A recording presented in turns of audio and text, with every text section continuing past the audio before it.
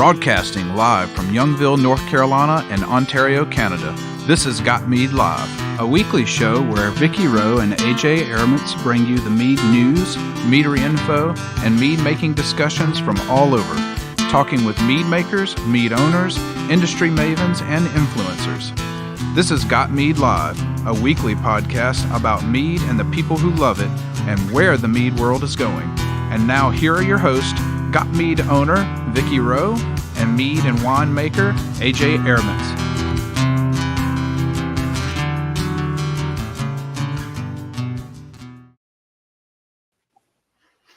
Well, welcome to Got Mead Live from the den of the puppies of the apocalypse in northern Michigan, the Bunny Pen in Ottawa, Canada. Am I even going through? Yeah. The palatial retirement estate in Minnesota. It's Got Mead Live. Welcome to this show.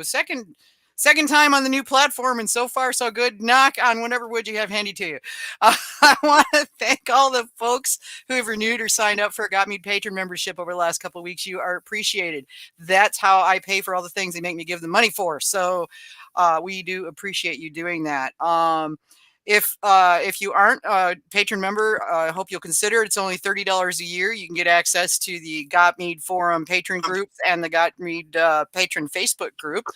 And there are a lot of really good recipes in there. So, you can definitely check that out. Not to mention some seriously talented people. So that said, we are a little bit different now on how you find us live. To listen live, you can find us on YouTube, Twitch, X, and Facebook on the Got Mead page. We will be broadcasting live there. You can respond to, you can chat there, and we will see it here.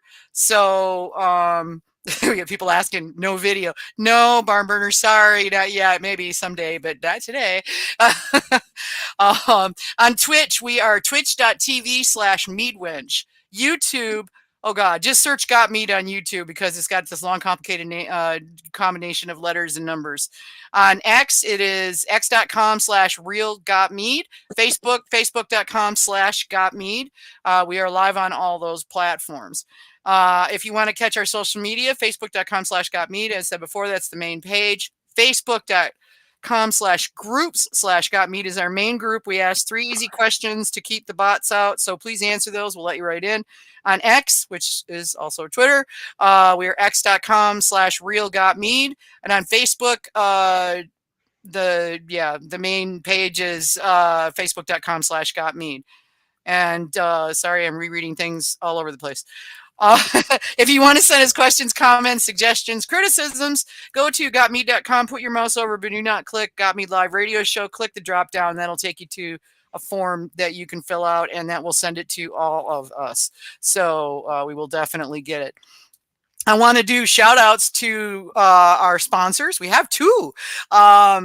So, calling all mead lovers and adventure seekers, look no further than Honeybrook Craft Meadery in Castle Rock, Colorado for your go-to destination for wonderful, light, and refreshing mead. We have 20 meads on tap and 4 seasonal mead slushies. Go to Honeybrook, HONNIBrook.com to review the tap list, upcoming events, and to order online. And new this episode, we have the honey jar. Crafting excellent mead requires excellent honey. Luckily, the honey jar is here to help. Since 2005, the honey jar has been supplying delicious, pure, raw honey in easy-to-handle 12-pound pails to hobbyist brewers around the United States. Visit us at thehoneyjarhome.com/gotmead. Barn Burners over there going, fine. Yeah, sorry about that. At some point we may, but dude, seriously, you don't really want to see me right now. I'm really grungy looking. So okay, so and we've got Traci Kuhfuss. So we are going to be talking mead recipes. She brought a couple of recipes to the table, and we are going to be breaking those down and taking a look at them and picking her brains and just generally having a really good time. So, and we will also be finding out what Traci's drinking tonight. So what are you drinking, Traci? Can you hear me okay? Yes, we can. All right. Yeah, it works. Well, I pulled out a reserve from Rohan Meadery. It's their Ember Reserve. I think this is from either 22 or 23. It is a Bouchade chai mead that was nice. barrel aged. The caramel notes are lovely. You got some good acid balance in there. The chai comes through really nicely, and it's beautiful. It's caramely. It's a wonderful, wonderful mead, and I wish I had bought more of it. This is my last bottle, so I'm going to enjoy it. Yeah, it sounds like it. What about you, Kev? This afternoon, a friend of mine, Chuck Beardsley from Ohio, stopped in. He's a former colleague, and he brought me a black raspberry mead. I'm a Mm-hmm. big fan of black raspberries, but I have never had enough of them to actually make a mead with them, and I got to say, I'm mildly jealous. I love the aromatics on this thing. It is rich with tons of fruit and a hint of mint in the background, along with a gentle waft of honey. The flavor leans in with the raspberry, medium sweet with surprisingly low acidity. And I do mean surprisingly because that is a pretty acidic fruit. So I'm not sure how that worked out, and it works really well. There's a slight metallic note, possibly from the fruit, and the honey is pretty light. It's well carbonated and filling. It's quite enjoyable and well executed. If you can get access to this kind of fruit, it's a great choice for mead. Nice. What about AJ? What are you doing? I am starting out with some Chateau Chevette pomegranate wine, and then I'm going to finish the last little bit of Tracy's McNutt rum Amberana. The Drambuie. The Drambuie. Yes. Tracy, you made Drambuie. Yeah. Well, I was gonna get my bottle of McNutt, but I think it's downstairs somewhere. So I really have to organize the mead to a point where I know where things are rather than just it's on the shelf. I decided to pull a bottle of Sizer from Kevin that I had up here, and it's that 2022 Sizer, Kev. And oh my gosh, smells like fall in a glass. I mean, it's such this bright apple aroma. It's like standing in the middle, of an apple field. And there's just a touch of that, not cardboard, the just a touch of oxidation, which is what I like seeing in a Sizer because it gives it character and depth to me. And it's got honey's coming in behind that apple character, and but not a lot. It's lightly sweet and very bright. The tartness stays on in the finish, and it's a really nice mead. I mean, it's basically like eating an apple. It's really good. I like it, and it's more than halfway gone. So yeah. Gonna be one of those evenings. Yeah, well, yeah, it's only Kevin gives me beer bottles, so 12 ounces I can't get in too much trouble. Yeah. Yeah. It's only 28%. It'll be Yeah, right. Had a couple of those where they just snuck right up on me, but I don't think this one will. I believe you marked it 11%, so good try. Yeah. But now, when you make your Sizers, were you picking particular apple varieties to go in there, particular juice varieties to go into that, or was it just I got cider from the cider guy? Your mic is going wonky on you, Kev. You're getting dropouts. Okay, well, I don't know what I can do about that. Yeah. It kind of depends on the year. So some years, a lot of this juice that I get, we contract with a local orchard with the brew club.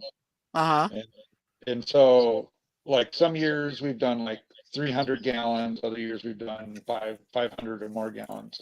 This year we actually did contracts with 2 different places, which was exceptional. In that case, we were able to get some really amazing heirloom apples, which if you get a chance to do that, that's what you want to do.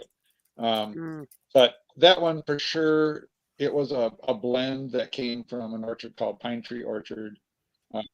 It certainly had Harrelson in it, probably a little Dogo Crack, some Portland, Honeycrisp, and I know there was a fifth one, but I can't recall what it was. But at least 2 or 3 of those apples are really nice for making cider. They got plenty of acidity, enough sugar, some great apple character. you do the best you can with that. Okay. Well, it's a group buy, so you're just kind of going with what you got that way. Yeah, I mean, It's we really get to make interesting. I've some been. choices, Uh-huh. but there's a limit to what we can choose, partly due to the year.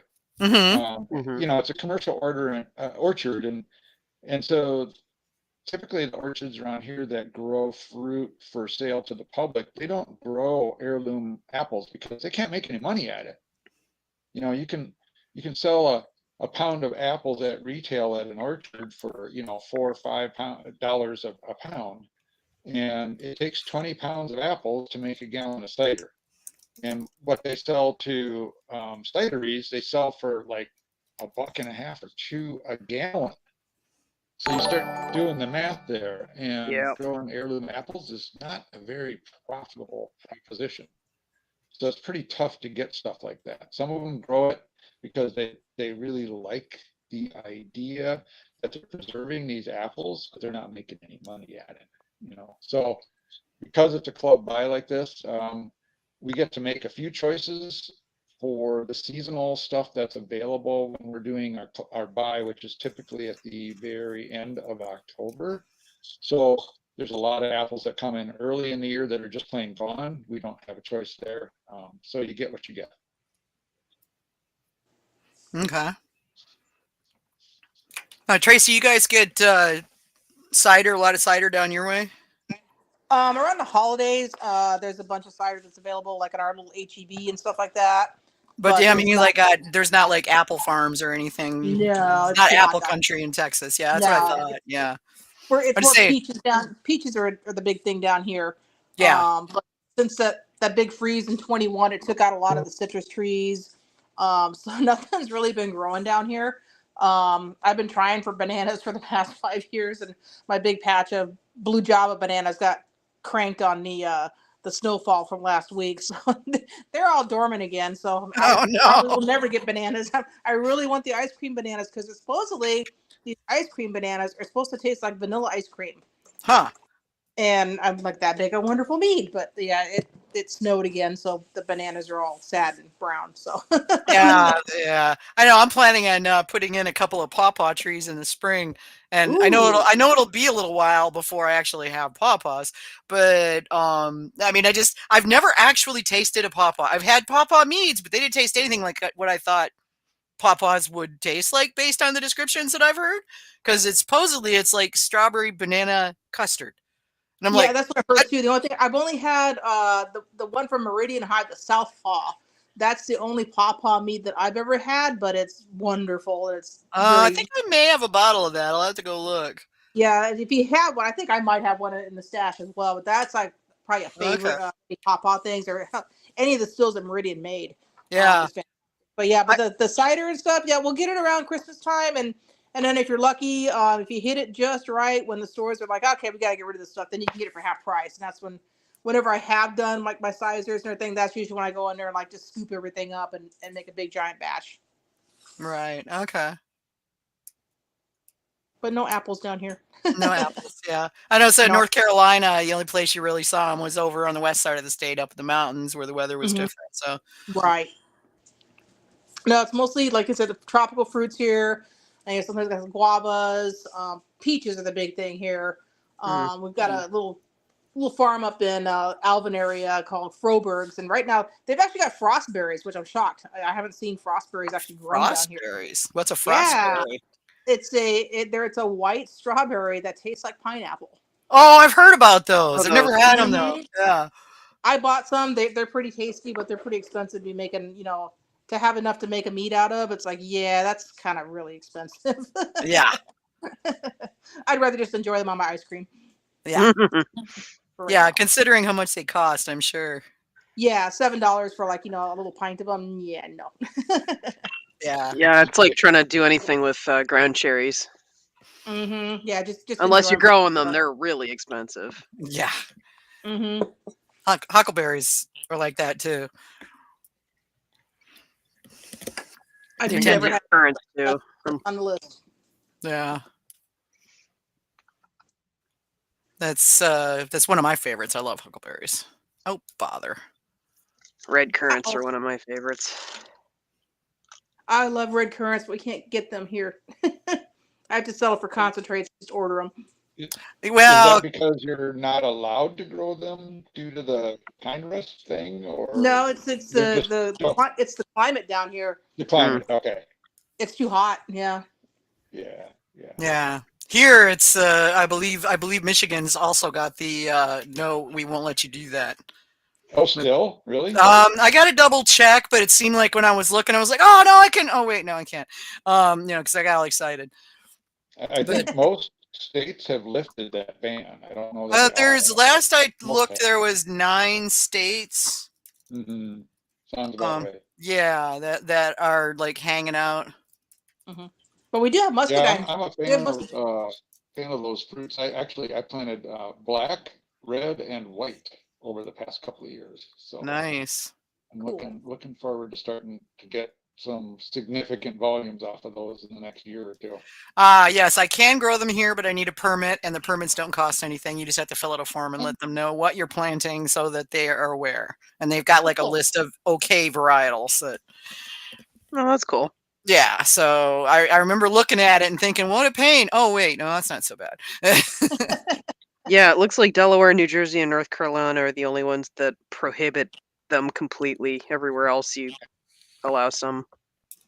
There's flexibility, yeah. Because, I mean, they've Mhm. bred the thing that got them banned in the first place is gone. Yeah, That's been exactly. around for decades, but never mind that, It's right up there with things that give you tickets for spitting in the street, It's Case that Antiquated they were laws. harmful, but there's new varieties that don't carry the rust. You're right, yeah. Yeah, breeding or whatever they did. Yeah, Yeah. grapefruit, you can get it. And of course you can, oh, actually, for those who are interested in this kind of fruit, I do have a suggestion. Let's see here, Thursday evening, this coming Thursday, in the American Mead Makers Association Discord, we're going to be having a live chat with the owner of Current Seed. So this guy was responsible for getting most of those bans lifted. Oh, cool. Oh wow. So he Do you owns have a to be a company member that. of the AMMA to join that Discord, Kevin? No, that I think is in the public portion. Okay. I Can you will throw me double an check invite? that. Can you throw me an invite? Yeah, Okay. yeah, I'll do that. There's going to be a couple of us on there with him, and then it'll be moderated by time employees. So Okay, cool. probably worth listening in to see what he's got to say. I'm sure he's loaded with all kinds of information. That would be cool. Yeah. I can get wild grapes down here. That's a fun thing. So, we try to it's fun to try to play with what you got available to you.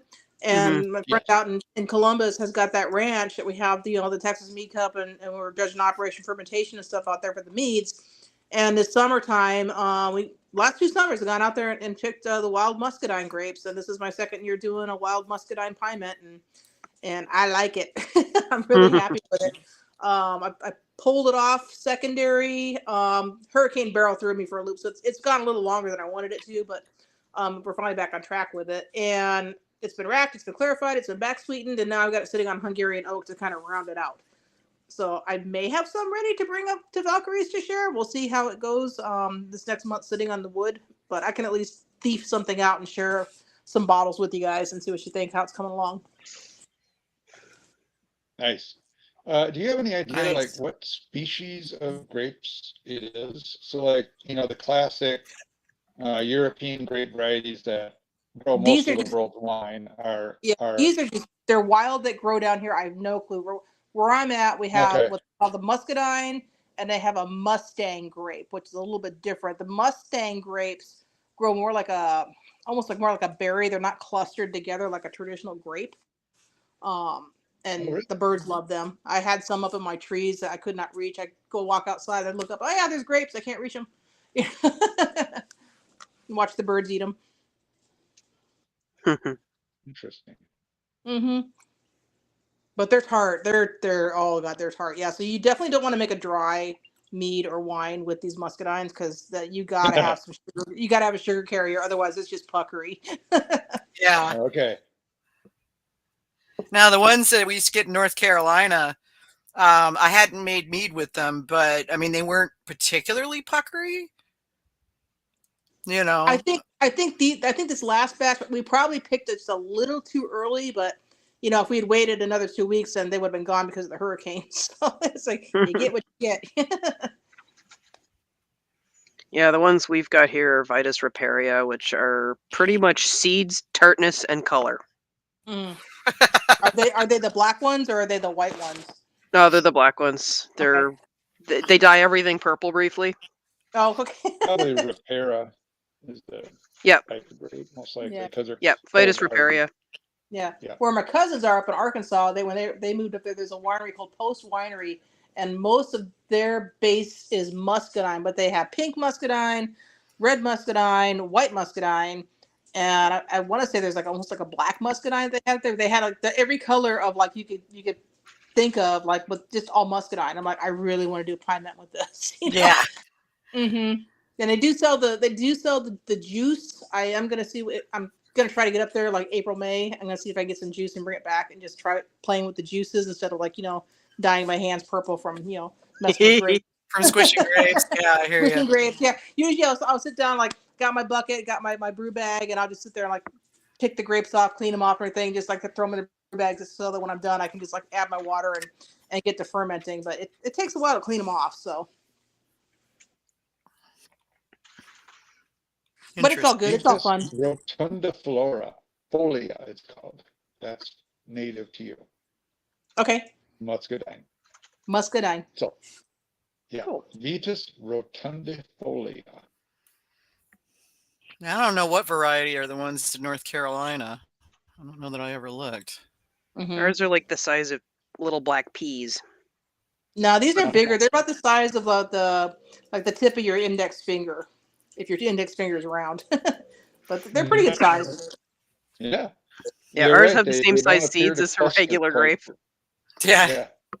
They got 2 big seeds in them, so I mean, it is what it is. Ah. And you really don't want to eat them because they're so tart. I mean, they look delicious because when the skin comes off, it's like a pink bubble gummy color and everything. But then, that doesn't taste like bubble gum. Yeah. So now, did you say you actually picked those, right? Yes. So if you did that, how did you manage the crush and destem part, or did you have So somebody with it was really hot. So I mean, I was not being particularly careful because I wanted to fill my bucket and get in the pool. So I was cutting like the stems and like throwing them in my bucket, trying to get as close as I can, not get a bunch of leaves and everything. And then we spent the night at the ranch, and then I came home the next day, and we just threw them in a cold room, like it's a freezer room that they have up there. And then got home, and I just started, I filled my bucket up with Star San water, let them soak for a little bit while I cleaned things up and everything, and got my other bucket, my fermentation bucket, ready to go.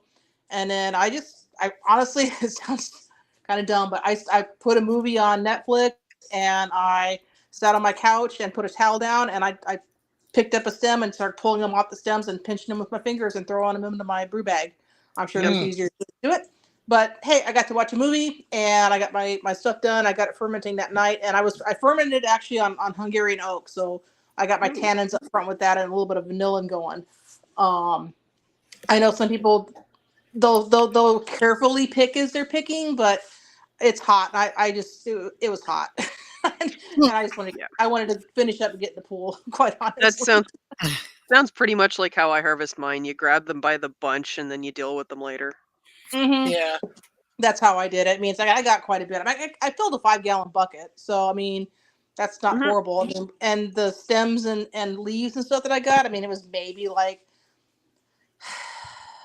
maybe half an inch to an inch of like garbage that was in the bottom of the bucket when I was done after discarding things. So it wasn't horrible. That's pretty good. It wasn't horrible. It's pretty good. With ours being as small as they are, it's mostly stems, so I end up losing a little more in stem, but That they make almost up for it in flavor. That almost sounds like when you're harvesting like elderberries and stuff like that. I mean, those are like all stem. No, Yeah, yeah. these aren't as small as elderberries, and they come in like they'll make a cluster that's like about 3 to 4 inches long, depending on. Uh-huh. So you get lots per cluster, but they're all set stem and seeds. Yeah, you still got to clean them.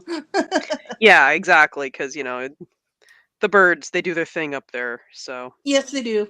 yeah. Yeah. The muscadines in North Carolina are like the size of your thumb. Things are Oh, wow. huge. Yeah, they're big, and like a big thumb, not like a little one. And it's interesting because they've also got what they call scuppernong, and I always thought that I was was a gonna say, did you have the golden ones up there, the Scoopernongs? yeah. Well, that's the thing. Scuppernong is basically another muscadine, Yep. and that they use scuppernong to refer to the white or the bronze ones, and then the darker grapes they go with muscadine, but they're all Mhm. muscadines in the end. Right. Yeah, the mother vine in Manio, which I mean, that's like the oldest grapevine in the United States. It's a scuppernong vine. Oh, cool. Yeah, That's very interesting. yeah, I've visited a few times. Oh, cool. It's like visiting a shrine. You know, what I mean? It's in a field. It's in a field like on the main drag in Manio. You know, like you drive by and there's this big sign says Mother Vine. Okay. If It's you Mother don't Grape. know, yeah, you don't know. You're like, and yeah. But yeah, I mean, this, you know, I mean, they've got people that sort of manage it because you just can't let it grow completely wild or it'll take over the whole town. Right. But they've got it. I mean, the base of this thing is probably like 4 or 5 feet through the middle. Holy cow. Oh yeah, this grapevine is 400 some years old that we know of. Wow. Yeah, it's been around since the founding of the country. This is down where things all got started. So, you know, Uh-huh. this isn't all that far from Roanoke. Very cool. I put that on my list to go see. Yeah, Where you going- yeah, it's absolutely. where you going- If you decide to go down there, let me know because we'll just get a place on the beach and we'll go hang out on the beach and you know it'll be fun. That'd be cool. Yeah. Manio's awesome, and because it's in the northern part of North Carolina, all the tourists go down to like Myrtle Beach and the southern Okay. beaches in North Carolina. But you go to Manio, the jet stream is further, or the Gulf Stream is out further there, so the water tends to be colder, which means two things: A, the water's colder, so it's a little colder swimming, and B, no sharks. You know, Yeah, so probably sharks. see no bacteria. Well, yeah, because you got Lord. to. I mean, it's just you don't. I mean, when you go to the southern beaches, it's wall to wall people in the summertime. This you Mhm. go. I used to go and do performances, living history stuff there, and we'd be there in the middle of the summer, and we'd go out to the beach and be like 5 people. Even though there's a Wow. lot of folks. I mean, like Hatteras is out there, and you know, so you know, there's a That's my lot of. I like that kind of beach. Yeah, there's a lot of touristy stuff, but a lot of the beaches aren't overrun. You just got to know Yeah. which beaches to go to, you know. Yeah. I'm down. Yeah, I haven't been out there in ages, so I wouldn't mind. You know, we always be fun. talked about getting a gang of people because they have these big 10-bedroom houses that people Okay. build. They build to rent out, so you can like rent them for a week, and it's like $1,200 a day. But if you got 15 people staying in there, it works out to be a pretty Yeah, good deal. they You know? have that down here at like Surfside and everything too. So like you go, Same kind of you know, thing. Yeah, thing that sleeps at 24 people. You know, it's Yeah. crazy how big Yeah. they are. But we did that in Alabama once too, and it was awesome. sweet, very cool. Well, what do you So- want to know about the recipe things that I sent you? How do you want to dissect these things? You want the backstory? You want the how it happened? Yes, yeah. Well, you know, kind of like all the things. You know, I mean, we're just kind of we're kind of part of the new format that we talked about doing this year was to have the biggest question that we see in the groups that I get in email that happen on Got Mead, you know, are always like, I need a recipe for that because you know, I mean, you have to get to a point where you feel confident just throwing things together and going, yeah, that'll work, you know. Absolutely. Yeah, and there's, you know, I mean, there's so many people coming in that aren't in that space, or they're just people who aren't comfortable. This is basically cooking, you know, so they're not necessarily as comfortable or you know, used to making this stuff up as they go and getting something that works. And I can relate to that because I remember back when I first started experimenting with meats and cooking, and I got some stuff that was like, okay, yeah, that's going down the sink. Yeah, and the same thing It here. You know, happens. back in the dark ages, I started, you know, almost 20 years ago, and one of the things was the only hydrometers you could get. I mean, unless you were like super rich, you couldn't afford a refractometer. So Oh yeah, all you yeah, have they like were the expensive. beer hydrometers, and so they went, it's like not like Spinal Trap, though this one went to 20, but the stuff that my mentors, the way they taught me was it was dessert sweet or it wasn't mead. So I remember one of the beer guys, like, kind of like, coming up and like, Casey, you need to take a gravity reading. Beep, beep, beep. I'm like, I said, yeah, I can't because the hydrometer is just going to float. He's like, what do you mean? I said, give me your thing. So we put it in there and like, yeah, I think just lay it on its side. I said, I can't. I'm doing what I'm told to do. It does make it kind of hard to do. It's like laid on its side. So, yeah. So for years, I couldn't take a reading until like triple scale hydrometers were like actually affordable. So I just my base recipe was like, hey, here's how my mentors told me. It's like you take 1 gallon of honey, take 2 gallons of water, you mix it together, and you throw in your EC 1118. Boom, that was what you did. And voila, Polish mead. and you heated it, so you off the scum. And scoop the scum, yep. And Yeah, don't so turn your back on it because it's like beer, and you do not want your honey and boiling it's around. stickier, yeah. But okay, so that's how I was taught, and that's how everybody was taught, 20, 25 years ago. Once I learned the cold method, I had more control over it. So everything I've done going forward, from about 2006 has been 99% the cold brew method. You don't have to heat anything up. You don't have to throw it on the stove. You don't got to worry about ruining your stove or any of that stuff. Just make sure your honey's liquid. I mean, I have a box that my honey guy built for me. It's literally a little hair dryer with a thermostat from a hot water heater. It turns on, turns off, turns on, turns off, and it keeps the box at a steady like 95 degrees. And I can throw a bucket in there and it'll liquefy within 24 hours, and then I can measure things off. So as long as your honey's like, liquid, you're not going to have a problem mixing everything in cold. You don't have to heat it to, caramelization or boucher temperatures.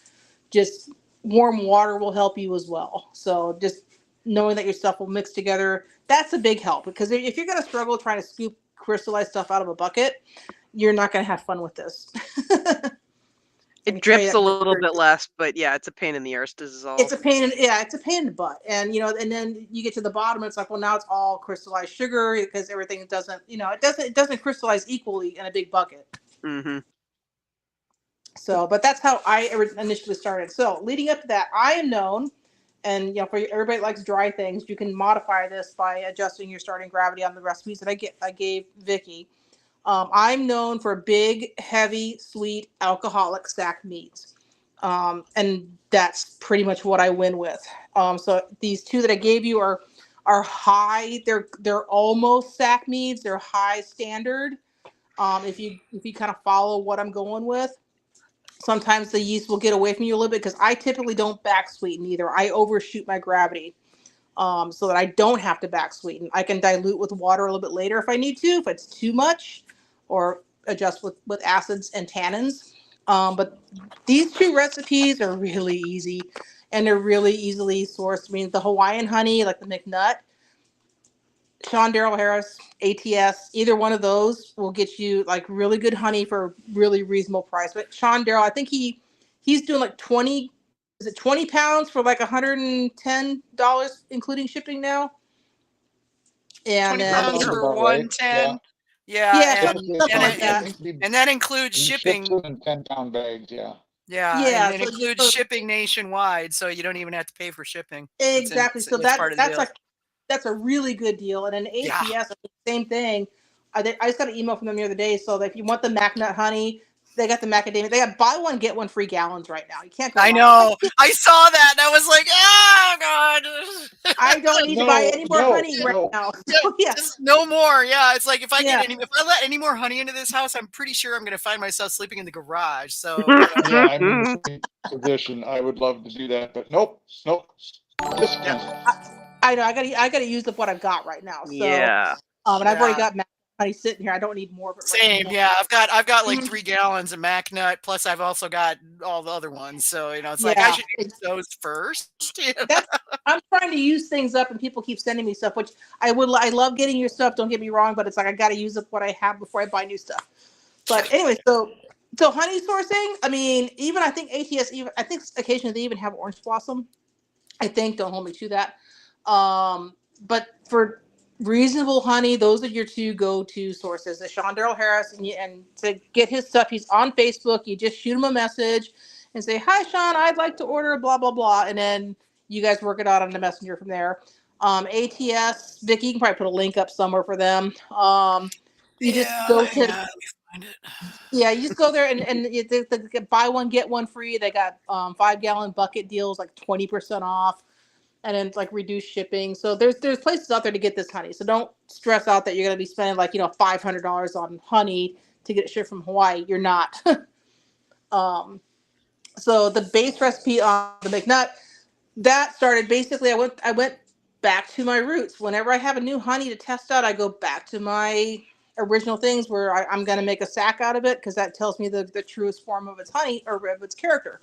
So the first time I got the McNutt honey, I did 1 gallon of honey, 2 gallons of water, EC 1118, just to see what it would do, and it was amazing. I was worried because when I first smelled the honey, if you've ever smelled raw sugar in its raw form, cane sugar in its raw form, it stinks. It's weird. It's a weird, funky, sweet, sticky flavor. Nose.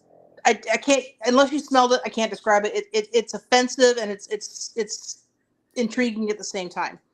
So I wasn't sure how this was gonna ferment out, but when it did, it's like all that buttery nuttiness came out in the ferment, and that raw sugar character went away. So once I figured that, I was like, okay, let's change it up now. So that's how I eventually got to the winning award winning recipe. Now I changed it up. Now I'm going to use my 10 pounds or my gallon of honey, whichever it came from, Sean Darrell or ATS. And this is where your gravity comes into play. You got to check your gravity when you're mixing things together. Try to hit, if you want the sweetness level that I'm at, try to hit between 34 and 35 bricks. I think I gave the conversions for the starting gravity within the recipe on the link for the show. Um, and then D47 and baby it. If your house or your temperate areas, if it's too finicky for D47, you're use the EC 1118. There's gonna be a stack mead and you're overshooting your gravity. It's gonna be fine. You're not gonna dry this out. You're not gonna have rocket fuel. I can almost promise you that. Um, just baby it. Go firm, ferment O, ferment K, whatever you got, and do the step feeding. You can either use Tansa. I just do a step feed. I break it apart. I treat it like steroids. If it's a 3 gallon batch, then I measure all my 3 stuff out, and I do a big dose at the front, a small dose in the middle, and a smaller dose at the end. And I just do it over 3 to 4 days. But watch when your fermentation starts. The rum came in as kind of a happy accident.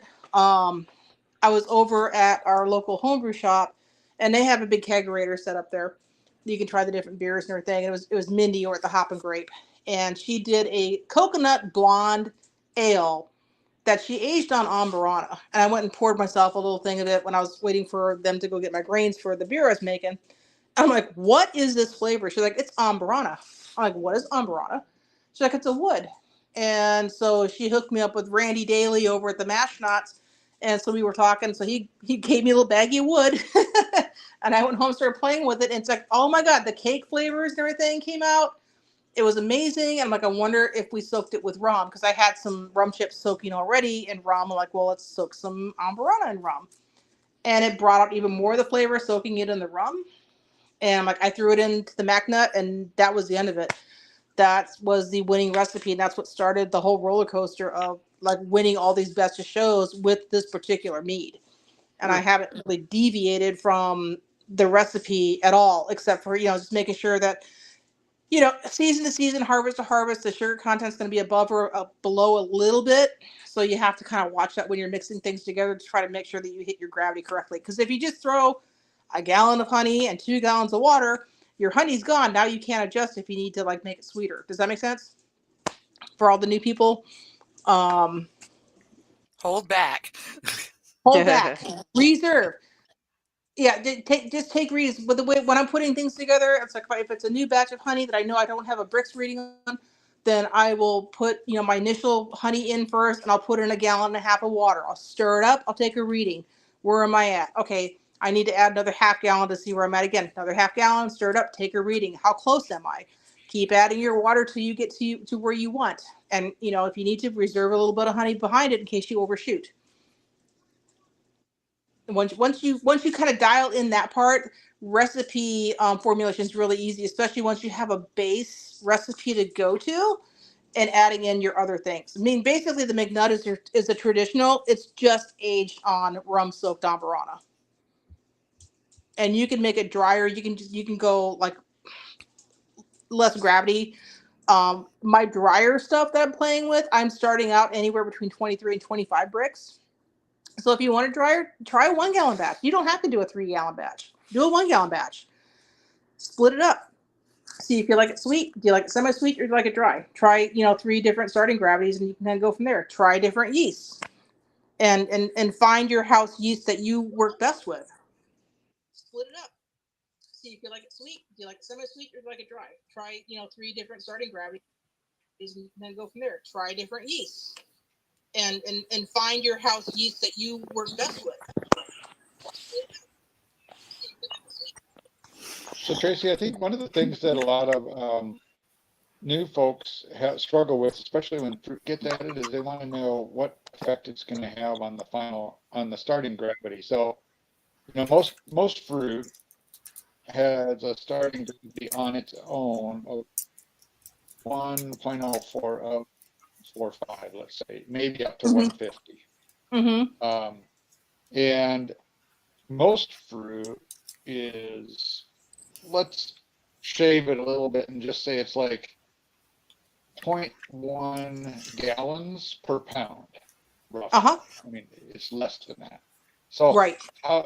When you're doing what you do, which is volumetric additions, as opposed to like weight or whatever, how do you adjust for the liquid volume addition of your fruit and the gravity impact that comes from the fruit? So if you have a refractometer, you can always test, what your fruit juice is at and figure out, okay, I need it to get to this point. This is what I need to add. I like to, I've switched up a little bit. So for my fruit meads, I will put some in primary and I will finish off with more in secondary just to give that extra punch because some of the fermentation blows your flavors out. Just test it. Get a refractometer, get a gravity reading of it. Kind of figure out where you're at with your base mead, and if you have to adjust for that, back off on your honey, and then add your fruit juice in to bring up your gravity. And taste it because there's going to be perceived sweetness versus actual sweetness as well. And if your fruit's tart, if you don't have that big, if you bite into a strawberry and the strawberry character is not there, you're not going to get it in your mead. Does that make sense? It needs to be really, really ripe. And I tend to like to use, other than like the grapes and stuff, I tend to like to use the juices. It's a cleaner ferment. I don't have as much glorp at the bottom and everything. I get more yield. So if you have a juicer and you can juice your fruits, that'll help you out. But as far as figuring out your gravity adjustments, take a bricks reading or take a gravity reading, figure out where you're at with that, and then you can kind of adjust where your must is at. And if you need to add more water to when you add your juice back in, or just as you're adding your juice, then it's going to dilute anyways. Just have a target gravity and work your way towards that. I don't have a mathematical equation. Sorry. I go a lot by instinct and tasting, and I know it's not helpful for a lot of people, but I go by a lot of instinct and tasting and figure out where it's at, and I take notes to know, okay, when this one came out and I had the juice was at this bricks and the must was at this bricks, mixed together, did this yeast, and then I know I used a gallon of juice and 2 gallons of water and say 9 pounds of honey. And that's what my yield came out to, my final gravity that worked out the best for this recipe. And then that caveat being too, when you go to reproduce that the next year, it's a different harvest. Did it rain a lot? Did it not rain a lot? Is the juice is the fruit gonna have as much sugar in it? not as much sugar in it. It's going to be tartar, sweeter, drier. Because if you go buy like 2 bags of limes and you got like, say, half a gallon of juice out of those 2 bags of limes last year, well, this year you may not get a half a gallon of juice out of 2 bags of limes because the way the weather is, the rain amount that the plant gets, the harvest, all that stuff's going to make a difference. So you have to really pay attention to what your fruit is yielding as well.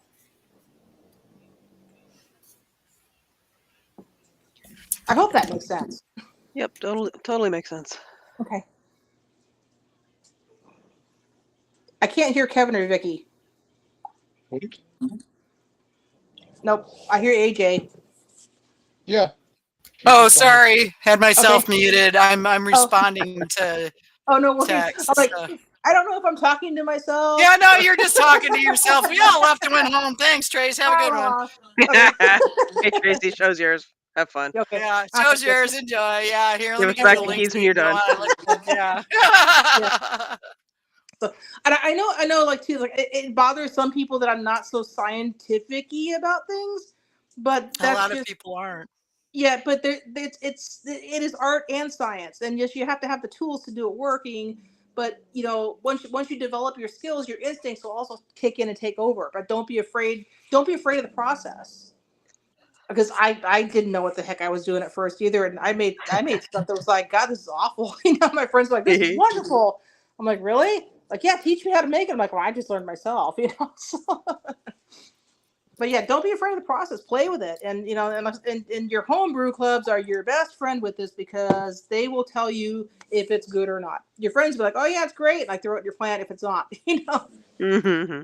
Yeah, well, and I mean, I love my friends. Don't get me wrong.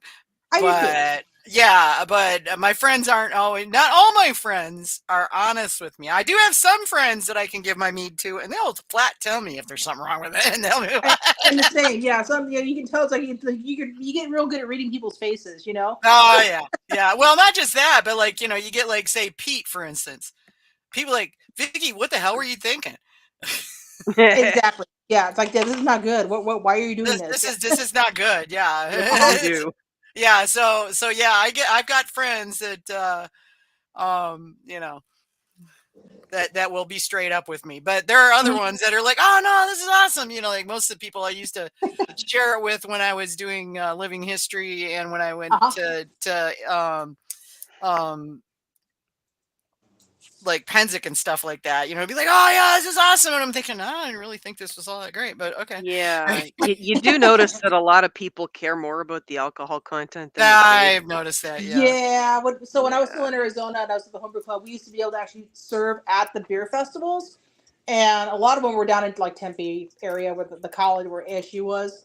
And you get the college people or college kids like, oh, so what's the highest ABV? And they'd look at us mead people. It's like, us. You know, like, well, what is it? Like, well, this one's 15, this one's 19. Give me that. I'm like, oh, great. You know, it's like Great drunk college that's all. kids. They're just a drunk fest. You know, that's all it was. It's like, yeah, this is not fun. You know, you watch everybody just get like plastered on what you worked so hard to make, and you're wanting like, you know, compliments or good feedback type of thing, and you just get college kids just want to get drunk. It's like, Oh yeah. Mm-hmm. yeah. Well, you know, I mean, you do see folks that are you know, saying things like, oh wow, how do I get it up to as high you know, high in alcohol Yeah. content It's as like, possible. Yeah, do but you like oftentimes those are people who are new and they see that there's a printed percentage on the yeast and they mm-hmm. figure that just because they can means that they Doesn't should. mean they should, yeah. Exactly. And so, Obviously need to go and watch Jurassic Park, you know. Well, the right, thing is exactly. though, like So, you do have to try this a couple of times and Oh then you yeah. realize why it's not as much fun as you think it should be. Yeah. right. And Unless you're I really always just doing this recommend to get drunk. you know, I mean, EC 1118, it gets a bad rap, but it's very forgiving as well. I Yep. mean, and so if you're gonna start out with like the big, heavy, stacky Tracy Meads, that's gonna be your best friend as a learning point. You know, and then once you kind of get a handle of that, then you can kind of finesse into the other strains. I mean, that my house strains are 71B, EC 1118, KV 116, and D47. Those are my 4 go-tos all the time. And I probably use D47 more than anything else. Yes, even in Texas. I know it's finicky, and people are like, "Oh, you need to keep it cold." Like, no, my house is 73 degrees all year round, and I have no problem with it at 73 degrees. If you're in a warmer climate, I mean, there's ways around it. I mean, heck, when I lived in Arizona, I kept my house at 83, but I would put my carboys into like a Rubbermaid tub with water, and I'd throw a t-shirt over the top of it and put it downstairs underneath the ceiling fan, and that water would wick up onto the carboy, and it'd keep it about 68 degrees. Yeah, I mean, there's swamp ways cooler. around it. There's ways around it, so don't. Swamp cooler. Yeah, That's what we basically, always called it. in Arizona, you can get away with that because there's no humidity, but here you can't. Yeah, it Right. doesn't work so well here. That would just make my Nope. basement really gross. Oh, well, yeah, it depends on your area, but there's ways that you can do it. And if you don't want to do that, then try a different use. Try a more heat tolerant use. Try the Lutra. Lutra is wonderful. That makes some really nice beads, and it's real forgiving too, as far as temperature and stuff. I found K1V 1116 to be pretty forgiving with It is, temperature as and well. that's the one that gets away from me. I mean, I was talking with my friend the other day, and I said, you remember that blood orange meat I made? He's like, oh yeah, wasn't that the 22%? I'm like, well, it doesn't get there, but it did. God. It's like we kept going over the math and going over the math. Like, this shouldn't be, this shouldn't be, this shouldn't be, this shouldn't be. They're like, it is. What was? Yeah, it shouldn't be, but it is. It's like, so that box basically sat underneath the table in here for like 3 years because it was undrinkable. Well, eventually it'll be drinkable. And then my friend Dave was over, and he's like, hey, where's that 22% or stuff? I pointed at the box, like, help yourself. I ain't drinking it. And he's like, oh my God, taste it's wonderful now. And it smoothed out. I was like, it packed a punch, but it lost that fusel character, but it took 3 years. Yeah. I had one that went the same. It wasn't as high ABV, but yeah, it was pretty nasty for about 3 years. And then at 3 years, something magic happened. And then it was good. And I'm like, the hell happened? Yeah, I'm not complaining, but my God. Sometimes time fixes it. Sometimes it doesn't. Sometimes it does. And that's the thing. Don't be so quick to throw everything away. Yeah, if you can spare the storage, cap that puppy and stash it in a corner and try to forget about it for a while. Yeah. Well, and then and even if it comes up bad, let me tell you, there's a use for it. Because I had some horrible, awful, horrendous orange blossom. Oh no, it was orange lemon mead that I had made, and I was probably made it like 2016 or 2017. And I was cleaning out the back room, and I found this box. I'm like, oh God, this stuff's still sitting around. Went to the kitchen sink, started opening up bottles to dump down the sink, and I'm like, wait a minute, we're giving the meat exam. We need something really bad. I'm like, I texted Matt and Neil, like, I got really bad mead. Don't worry about finding a bad thing. I got some. And it was hysterical when we were serving it to everybody taking the test. It's like, they're like, oh my God, this is awful. I'm going, because everybody's like, we've never had a bad Traci mead. I'm like, well, yeah, now you had. Everybody makes a bad one once in a while. Remember that one Hamish was foisting on everybody at Mazer? Oh God, just to see everybody's faces. Yeah. I'm gonna say he knew how bad it was, but he didn't tell anybody. And so he'd go around, and everybody's getting their little pores and stuff, and they taste it, and then we watch it. They make Jaeger faces. Yeah, it was great. Yeah. Well, and if you do make something bad, and just I'm gonna say, save a couple bottles to take to some mentors and say, what happened with this? What are you picking up with this? Take notes of what you did, because okay, maybe it's a sanitation issue, maybe it's not, maybe it's just temperature, maybe it's the freaking honey. I mean, I've had some honey that tasted nasty, just honey. Oh yeah, I've had dirt honey. If you don't like the taste of your honey pre-fermentation, you will hate it even more post-fermentation. Yeah. So don't bother. Don't be buying the Save More at Walmart or whatever.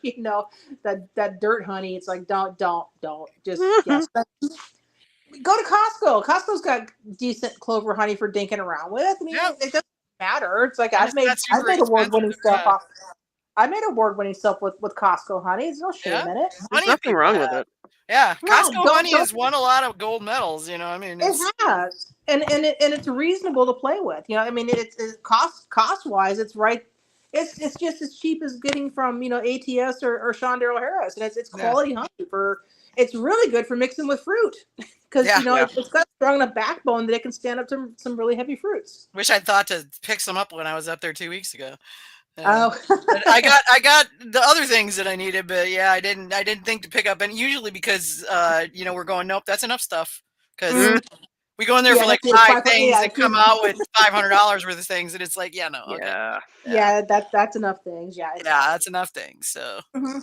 I But yeah, blew so my Falling budget. off the basically, cart, it's time to stop. Yeah, I blew my budget because I bought a table off my aunt that I needed a new dining room table. Mine broke, so oh no. yeah, well, it's all right. The thing was like 100 years old, and Aw, it was one of those drop leaf tables, and it's really cool and everything, but those it's are not. cool. They are cool, but I mean, it was like kind of a pain to work with, and because it was so old and hadn't been taken good of care before we got it, it just it had Oh, problems, and finally one of the swing legs broke off, and it's like, oh god, I'm gonna have to carve like a new piece of wood to fix this. no, Yeah, no yeah. good.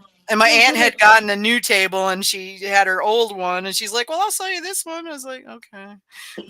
But that blew my Costco budget because I had to do that. So Well, hey, real quick, back to the McNut rum yep, umbrella. yep, So yep, yep. now everybody has my award-winning recipe. So I expect y'all to like make it and flood the competitions, and I can say that's not mine. Because everybody's like, oh God, this is Tracy. It's become so recognizable that yeah, it's being retired. It will not see competitions again. I will continue to make it for myself and my friends to enjoy, but it will not be going into competition anymore. It's proved its worth. I mean, I've got a cabinet full of awards for it, and it's time for someone else to take that Yeah. Mac Nut and run with it. So and that's how I feel. It's like once it's done, it's done. It's like, hey, I'm known for it. Let's try something else. Let's try to do something new and different. So moving on with that, I'm really into pie mints right now. I am loving the pie mints. The second recipe that I gave you, Vicky, is for my terroir, the white box. Yeah, I love that you put a picture of the white box in the recipe. Yes. Which, if y'all go to the, and I put it in the chat too, the link for the episode page. Both these recipes are in there, and you can snag them there. So, And if you guys have any questions about it, you can find me on Facebook. Just shoot me a message. I'll help you through it. yeah, But it's Tracy's good with that. so the terroir of the white box. That name came about. It's a funny story. I bought this red wine blend. I'm like, well, let's try pie mint. And I found this white box on Amazon. I'm like, okay, well, it was like $23. Let's try Sure, it. why not? Yeah, it's like buying Why not? Costco honey. $23. You don't have to. Then if you screw it up, you don't feel bad. Exactly. So I mean, I did it, and I'm like, I said, well, the first one I did with wildflower honey. It was like, it was okay. The second one I did was with orange blossom honey, and oh my God, world of difference. That orange blossom honey brought out the grapiness in that terroir white box. That was unbelievable. So I entered it in a couple competitions, and the responses that I got back were like, "It's a really lovely red pie mint. We wish you could, like, declare the grapes." I'm like, I don't know the grapes. It It's says, like, I have no idea what it is. It's red grape concentrate. Red grape. it literally says on the side of the box, red grape blend.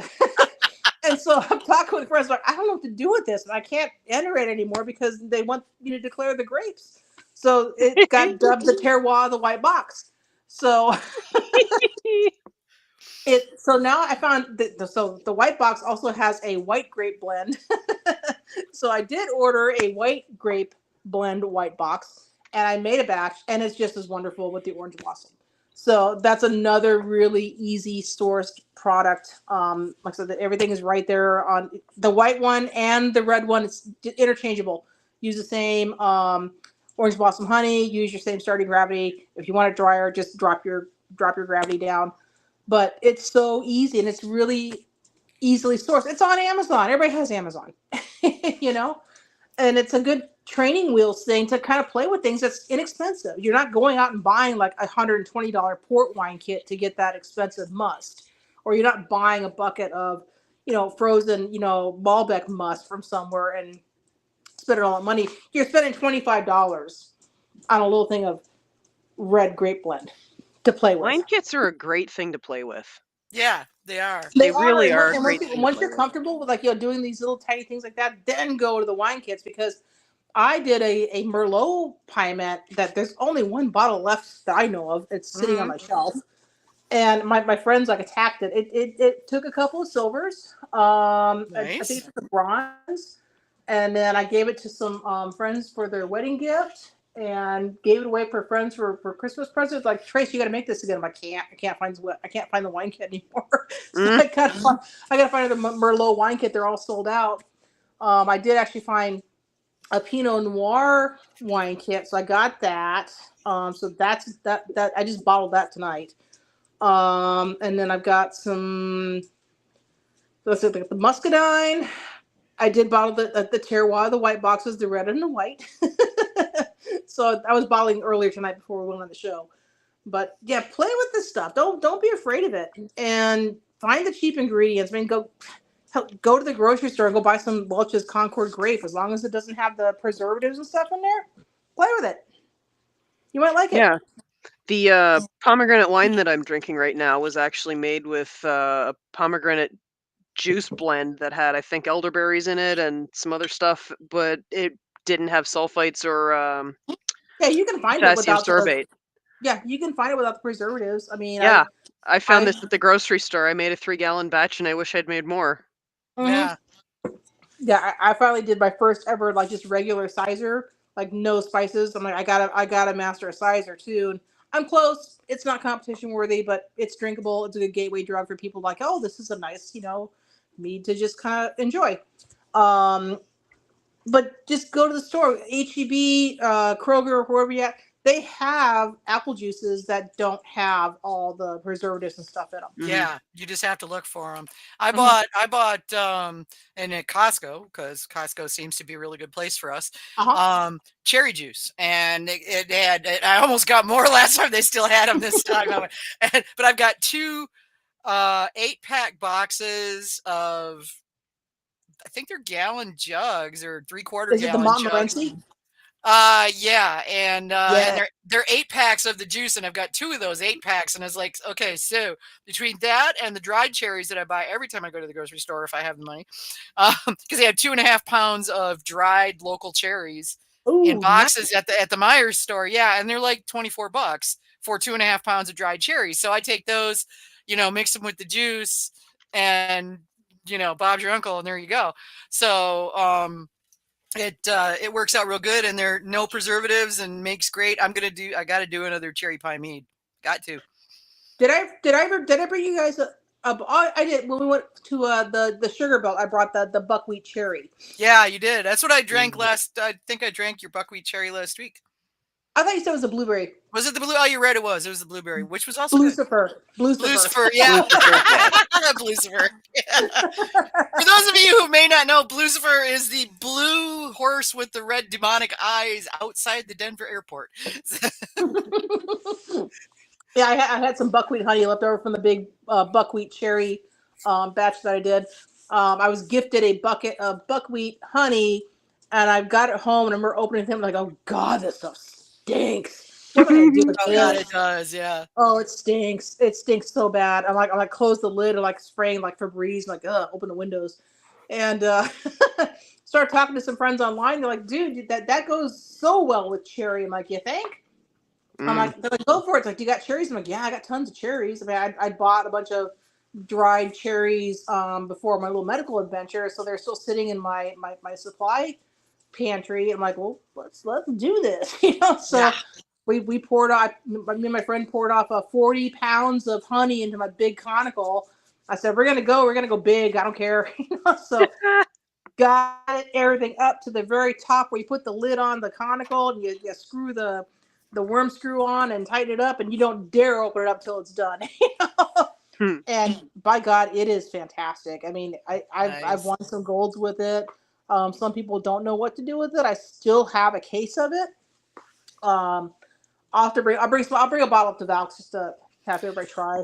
I guess I better pitch my cherry bounce that I've got to make, that I've had on my list for a while and just haven't gotten around to it. So, yeah, cherry bounce is not a mead, but it's more of a cordial kind of thing. But it's hang on here, pull it up, because I actually have it in my like recipe database. I'm like my food recipe database. Cool. Yeah, it's like tart, like 2 pounds of tart sweet cherries, sugar, but I use honey. And then you put vodka, brandy, or bourbon. I've used all 3. This time I've got a bottle of vodka, cinnamon, cloves, allspice, and nutmeg. And you basically just put it all in there and let it, and you basically let it steep, so it's like a cordial. So you combine everything, pour the alcohol over it, put the top on it, shake it every day for a month. And then, what do you do with the cherries afterwards? you strain them off and put them on ice cream. Yeah. Okay. I mean, I'm going to lose perfectly good cherries and they're soaked in alcohol at that point. Yeah. I actually, somewhere in my freezer, there is a bag of ginger from when I made a ginger fire cordial. And the ginger is like totally adulterated, but it's amazing, And it was like I used sweetened ginger or sugar ginger. Oh, the candied ginger, yeah, because that's what I keep a bag of candied ginger around all the time because it's great for nausea. Very cool. Yeah, it's a perfect nausea thing, and it's just handier than nausea pills. So the adulterated stuff would be great in like a teriyaki sauce or something. Exactly. So it's really like good, yeah. Yeah, so you can make a umami mead that way, Oh, speaking of umamis, this is kind of like sidetrack. My friend gave me a bottle. I will bring it if you Kevin, you and Vicky, if you're interested in. He makes an oyster mushroom mead that is very umami, and really? I got a couple bottles. I'll bring it up if you guys want to try it. It's actually pretty amazing. That sounds very interesting. I mean, I've had umami meads a couple of times. Tom's done a couple that were okay. This is very okay. It's very okay. Okay, well, it's very okay. Yeah. Yep. Yeah. So I'll bring a bottle up to share. Because it's actually, I was surprised. I mean, when John gave me the bottle the first time I tried it, I'm like, oh my! I said, this is not what I was expecting. I'm like, I really like it. So yeah. But all good things. Yeah. I can't really see the chat on my phone, so I don't know if there's anybody got any questions on we definitely got Nathan questions. We always. We know we got Nathan. There's a question from the mainstream asking about using cedar. Yeah, cedar wood. I wouldn't. I've smoked salmon on it. I mean, it's used to keep bugs out of your closet. I don't know about using. I wouldn't age anything on cedar, but that's just me. I'd have to do some research on that, but I mean, I just don't know. Toasted Spanish cedar, apparently. Yeah, so I think in the brewing world, Spanish cedar is used for fodors. Okay. Where they age beer on wood, really, really large tanks, 600 gallons and so forth. That's what the photos are made of. I think it's safe. I don't know if it's permitted in the United States. TTV does have rules, but yeah, I wouldn't go to Home Depot and buy like a cedar plank for making your fence, because it's yeah. So make sure it's food grade if you're going to do that. Like if you can't find it like your homebrew shop, go to the grocery store, just get some smoking planks because those are food safe. There you go. Yeah, go to your local barbecue shop. Yeah. Don't just buy cedar shims from. No, don't buy. That would be bad. Yeah, because they are treated with something. So yeah, you don't want that on your food. Definitely not. But thanks, Kevin. I was not familiar with the photos and what they were built out of. But it could have been like Amburana. No one knew what Amburana was 3-4 years ago, and now it's everywhere. Yeah. And now it's everywhere. Yeah, you started that. You did. You did. That was you. Like all you. It's showing up in a lot of distilleries. It is, and a lot of people. Well, Carlos is actually he's got some Amburana barrels at Texas Longhouse. He's long-term aging in Amburana barrels. So nice. See what he's got going. If I get up in Dallas area, Christian's saying that the cedar he had was spiral homebrew cedar.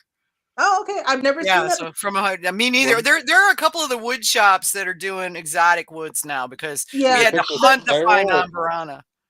The barrel mill was come from the barrel mill, which is up here. Yeah, the barrel mill is where I got my spirals from, and like I said, when I'm doing like the rum and stuff like that, okay, let me get into the rum with that first. So go to your liquor store and just buy cheap white rum. Don't spend money on plantation and like stuff that's drinkable rum. Go buy the cheapest white rum you can find. Drinkable rum. Seriously. Well, I'm saying just go get the firewater. Seriously, go get the firewater and snap off your wafers and throw that in your little 750 or whatever size you got of the white rum for your rum soaked amburana.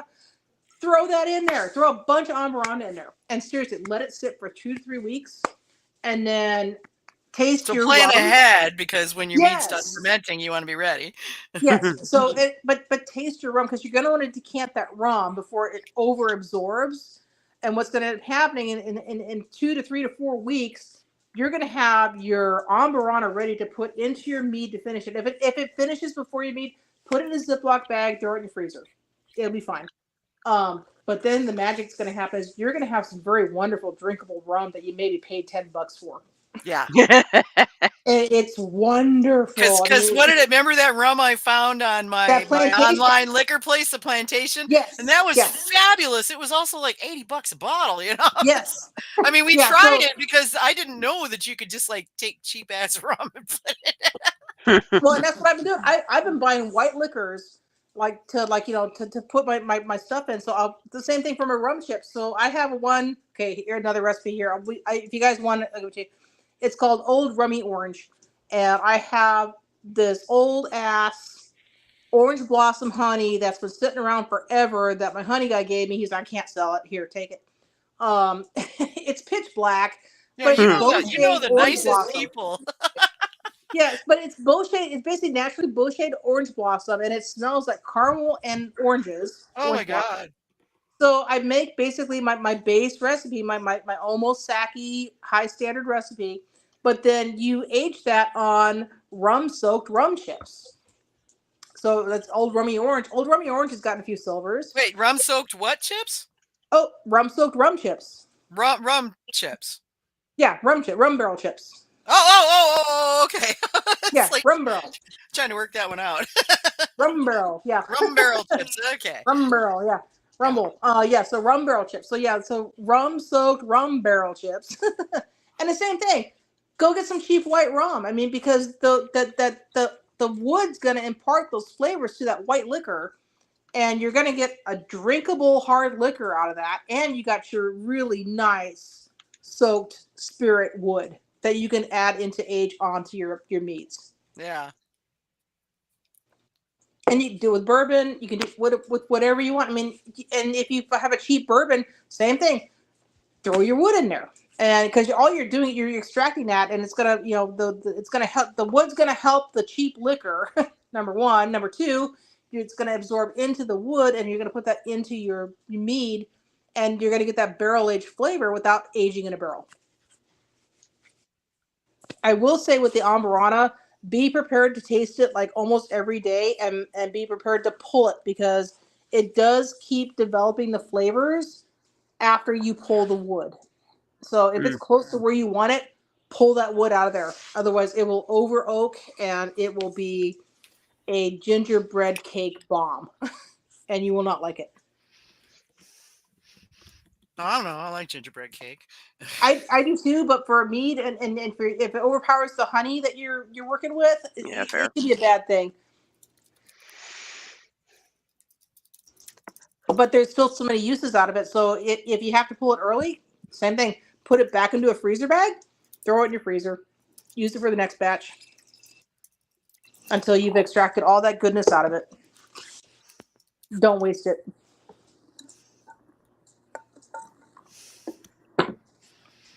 Now I want to run to Myers and buy some cheap rum. Yeah, I think it was like Ron Rico is what I used. It was like this really. That's cheap. That's really cheap. Yeah. This whole discussion of cheap liquor does not really happen here. Well, hey, if you're meeting on a budget, yeah. I mean, why not? I mean, it's not going to. And Christian's saying we're talking on the sidebar about making cherry bounce, and he's saying his wife makes a Serbian variation on that. The one that I do is from colonial U.S. and came out of stuff I've learned in my studies for living history. But He says, in the cherries, after they've soaked in alcohol for 6 weeks, are awesome baked into a golden cake. Mhm. Oh, I bet there would be. I would be, yeah. Yeah, I mean, the whole thing with the bourbon age thing. I mean, you can kind of shortcut that stuff too. He'll take a if you're doing 1 gallon batches and tests or anything, just take a bottle and throw a few chips in there and just see what happens. Playing is part of the fun. Yeah, it is. It doesn't always come out the way you want it to, but you gotta. No. And this is where I think the have some stash mead that you store in bulk. That's your blending mead or your corrections mead. Yes. To help get you out of the hole you find yourself in when, not if, but when it happens, because it will. I appreciate that. I don't always practice it, but yeah, you should Yeah, always have same. some traditional, Yeah. like in bulk aging or in bottles. Like if you got a bottle it in bombers or bottle it in 750s, and if you got to blend something, then you can crack open one of your traditionals to start blending some stuff with. Yeah. Well, and it's a great, I mean, I had you and I talked about this the other day. I had 2 batches going. One was an orange blossom traditional, supposed to come out sweet. And the other was orange blossom with strawberries and was supposed to And yeah, be. and they both finish at the same gravity, even though they started out differently. Yeah. Well, no, they didn't. That was the thing. It was like I was making these in the spring, and it was during that time when it could be like, freezing in the morning and Oh yeah. Okay, that's 90 right. by the end of the day, because of the South. And so I had the strawberry because we didn't have the air turned on because it was March. That's supposed to get to 90. Right. And it was sitting in the dining or in the kitchen area, which has had doors opening out onto the front patio, which is made of brick. Well, the sun started beating down, heat came into the thing, whatever. The strawberry burned down to flat on dry. And anybody that's made a strawberry mead knows you go completely dry on that, it's dang near impossible to get that to work out. I mean, it's just dry strawberry. It needs a hint of sweetness for the strawberry to work, at least in my experience. You've got to have the sugar. You carry got to have a like, certain level of sugar. Yeah. Mhm. So it burned dead dry. And I'm like, well, crap, because that was like my entire strawberry. I had gone and bought a whole flat down to the strawberry farm that morning and, or that week. And then the orange blossom stalled at cloying, I mean, it was just like, oh my God. And so I could not get it to start again and didn't have the yeast on hand. I needed to I should have just thrown at the time, wasn't thinking of it. I should have just thrown some, 1118 in there or something and just, burned it up. But I was like, well, crap. I ain't throwing out 10 gallons of mead. So I mixed them. Yeah, and that's the thing. And for sometimes And it was great.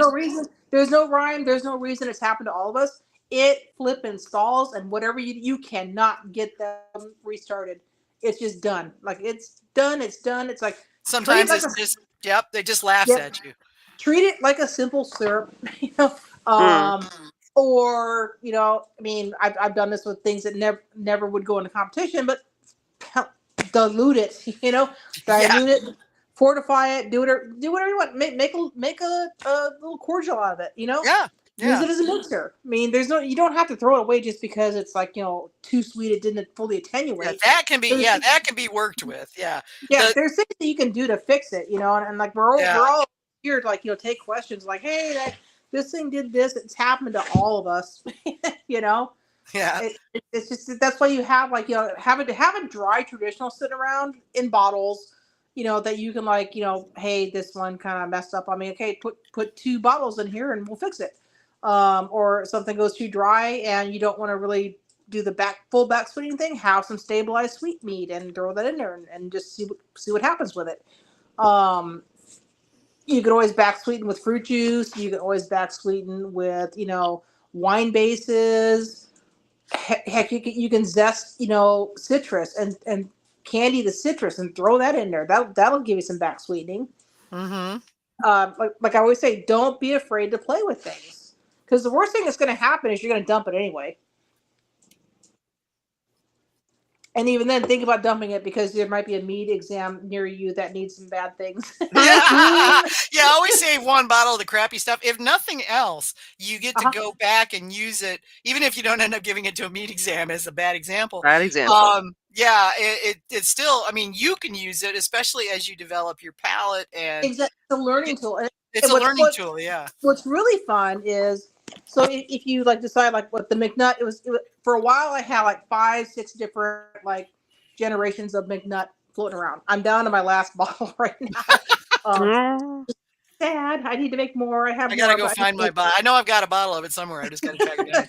But what's fun is like trying the different generations of the same recipe that you've done, reviewing your notes, like, okay, what was different from this one to this one? Okay, well, oh yeah, that was the year that got really freaking cold in January, or that was the year that this happened, or I did this one in the summertime. We had the hurricane and the house got flooded out. yeah, anything. It's like we have all the above in Texas. But if you decide to go with like trying to go down one rabbit hole at a time, then try to hold a couple bottles back, and then as you have more generations of that particular mead, set some small bottles aside and have a little tasting moment one evening. It's like, hey, here's the one I did in 21, 22, 23, 24, 25. Let's try them. Vertical tastings. And how things have aged. Yeah. That's always fun. Because a lot of times you'll hit a plateau where things like are at their peak and you save it too long and it goes, you waited too long. Yeah, womp womp. Yeah. I had some dark meads from I forget who it was, but we opened one up at one of the competitions at the after tasting party. And they're like, man, you waited 1 year too long on this. I'm like, aw. Yeah, I had a couple of those that there were meads I got from other people, and a couple of them were from Monroe Honey in Ontario, and they make great mead. And this was a fruit mead. I can't remember what fruit it was. And anyway, he had given me a bottle of it, and I brought it with me to the following year's Mazer. And he's like, "You still have that?" And I said, "Yeah." He says, "Oh, dude, you were supposed to drink that like a couple months in." That's not designed to age. And I was like, "Really?" And he says, "Yeah." He says, "Open it, you'll find out." Yeah. And I opened it and I found out. Yeah, it definitely was. And that's funny because I go back to that. I think about that whenever I see people talking about, like, well, okay, it was, terrible when I finished, but it needs to age for a year. Well, yes and no. I mean, mead does not need to age, because if you ferment using good technique and temperature control and and do that, your mead is going to be drinkable right out of the gate. Do some meads improve with age? Absolutely. Do some not? Oh yeah. Like, absolutely, yeah. I have found there are a number of melomels that just don't age well. Yeah.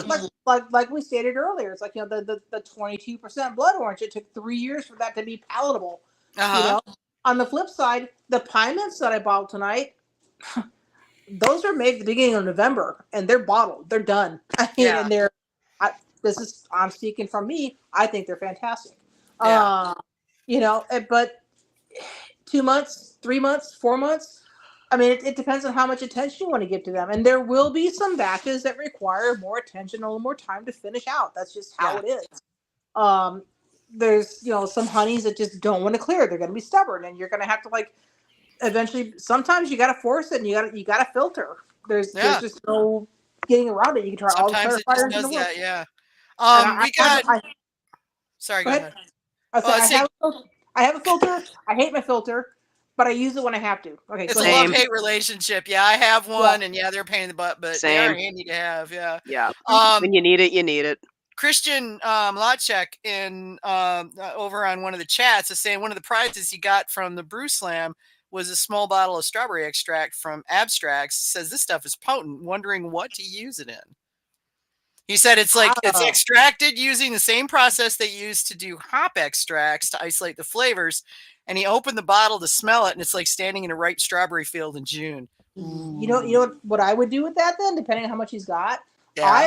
I would do a traditional, and flavor. Go slightly dry, and back sweeten with just that.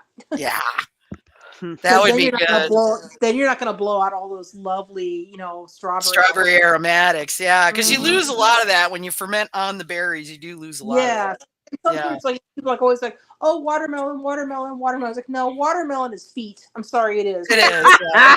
Everybody Yeah, I that's can confirm. everybody's done a watermelon. It smells like old gym socks when you're done, and it looks beautiful, but you smell it. It's like, oh no, Yep. nope. If you're doing watermelon, Don't.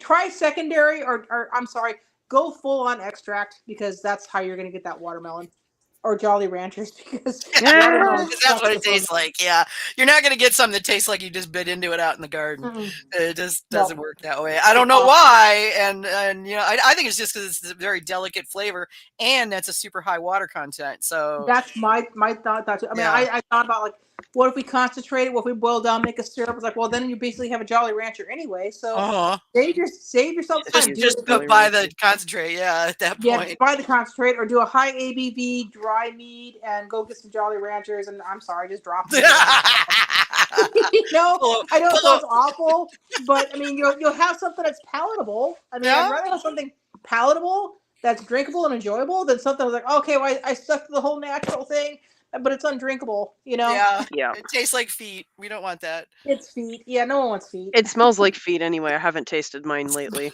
Christian says he smuggled honey from the mountains in Cuba. Okay.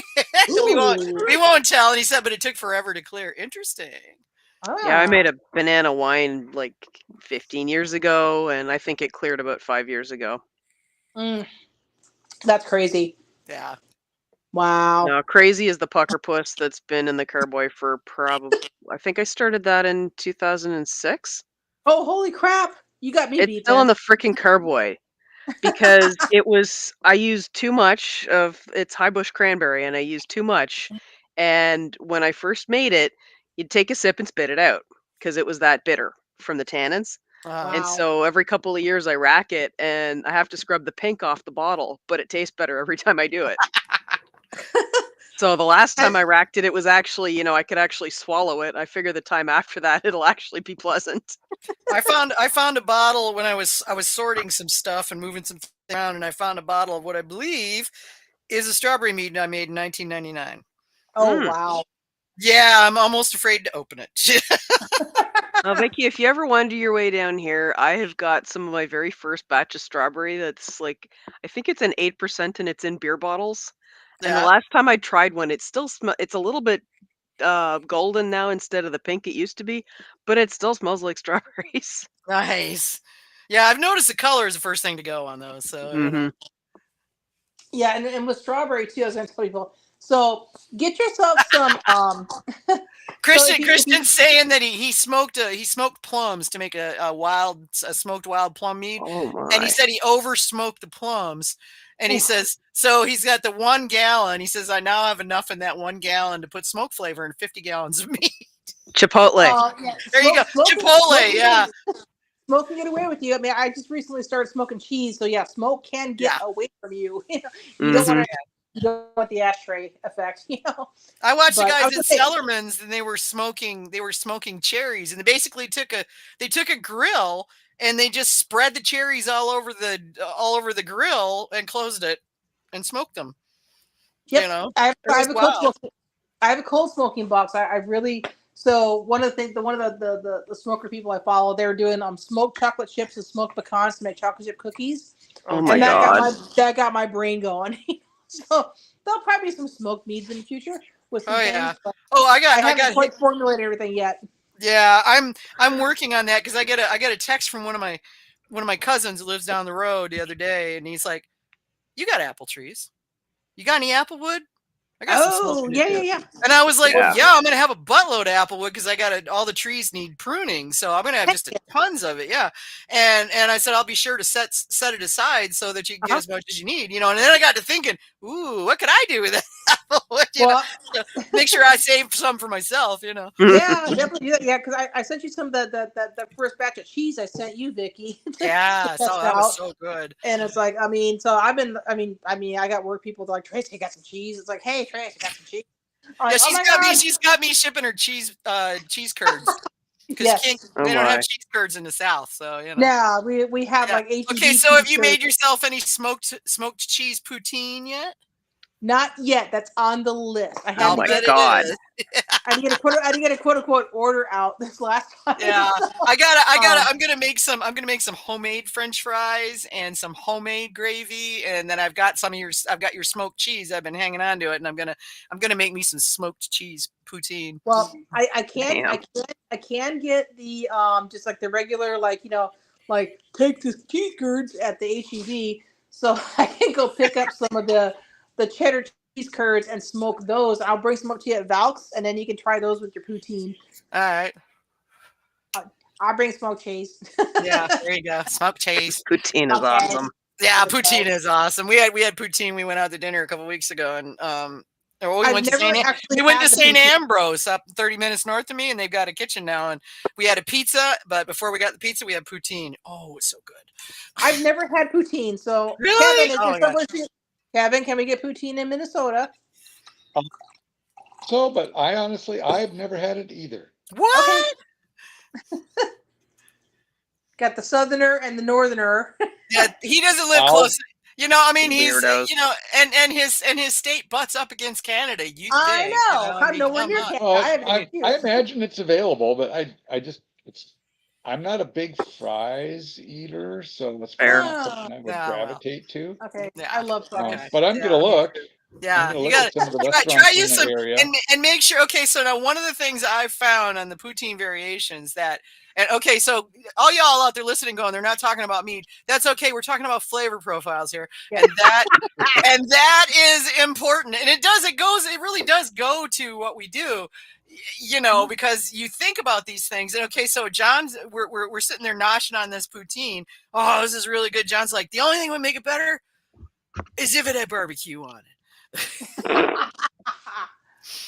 Barbecue, you know, it's so you're like pork butt, chunks pork butt, smoked pork butt. Oh, on poutine, so good, Okay. so good. Okay. Since we're talking smoking, let's roll back to woods. Pierogi. Okay, Christian's going, add some pierogi and bacon to that poutine. Oh. Yeah. Okay, so Christian. Okay, there's this place called Ludington Meat Company here in Ludington, Michigan, about an hour south of me, and it's scary and it's expensive and it's worth it every single time. We got our standing rib roast for Christmas there, and it was unbelievably good. Well, the last time we went down, they had buy one get one free cottage bacon. I'm like, I don't even know what the hell cottage bacon is, but sure, why not? It's meat, you know. And so we brought it home, and I ripped the package open the other day because I was going to make homemade pizza, and we like bacon on our pizzas. And it's like it's in chunks. Is And it like buckboard bacon, or is it just like bits and Or is pieces? it a cottage roll? it's like some of it's sort of sliced, sort of thin, but there's also butt end chunks and things like that. So it's from the okay, so it's not from the traditional bacon location. Cottage bacon comes from the pork butt. Yes, and so I've been making bacon lately. And that's and what pure you're making bacon. is cottage So bacon. Sounds like. well, I've been doing pork belly, but I've got the recipe and how to get the capicola out of the pork butt. So you make what they call buckboard bacon, which is the same as cottage bacon. So there's more meat, less fat. Yeah, it is more meat, less fat, and oh my god, this was so effing good. It's like now I say I've got to make some homemade fries, and I've got that cottage bacon, so we know what's going to end up on top of this poutine. Just saying. Okay, I'm gonna have to figure out how to get some bacon up to you then. Because I've got. I'll pick up a package of that cottage bacon and bring it with me. Please. Yes, please. Diner we used to go to, and we'd order the heart attack special poutine, which was fried onions and bacon on the poutine. Oh, Lord. Christian says they have Smokies. They do all sorts of crazy poutine, including smoked barbecue. Christian, I've had some Smokies, bro. I've had some Smokies. They're good. Where is Christian at? I don't know. I'm trying to find out. Christian, where are you out of? Hopefully he says. Hopefully he says in like Minneapolis, which would be great. You know? Yeah, I see the messages coming through, but I have no way on my phone to respond to them. So right, yeah, without getting off your that's why I like sit at the computer or on a tablet with this because it's just that way I can type. Yeah, well, if you have me on next time, I'll do the computer and I can type it or everything. But like I said, I sit in that chair 10 hours a day. My butt's tired. I want to sit on the couch. So.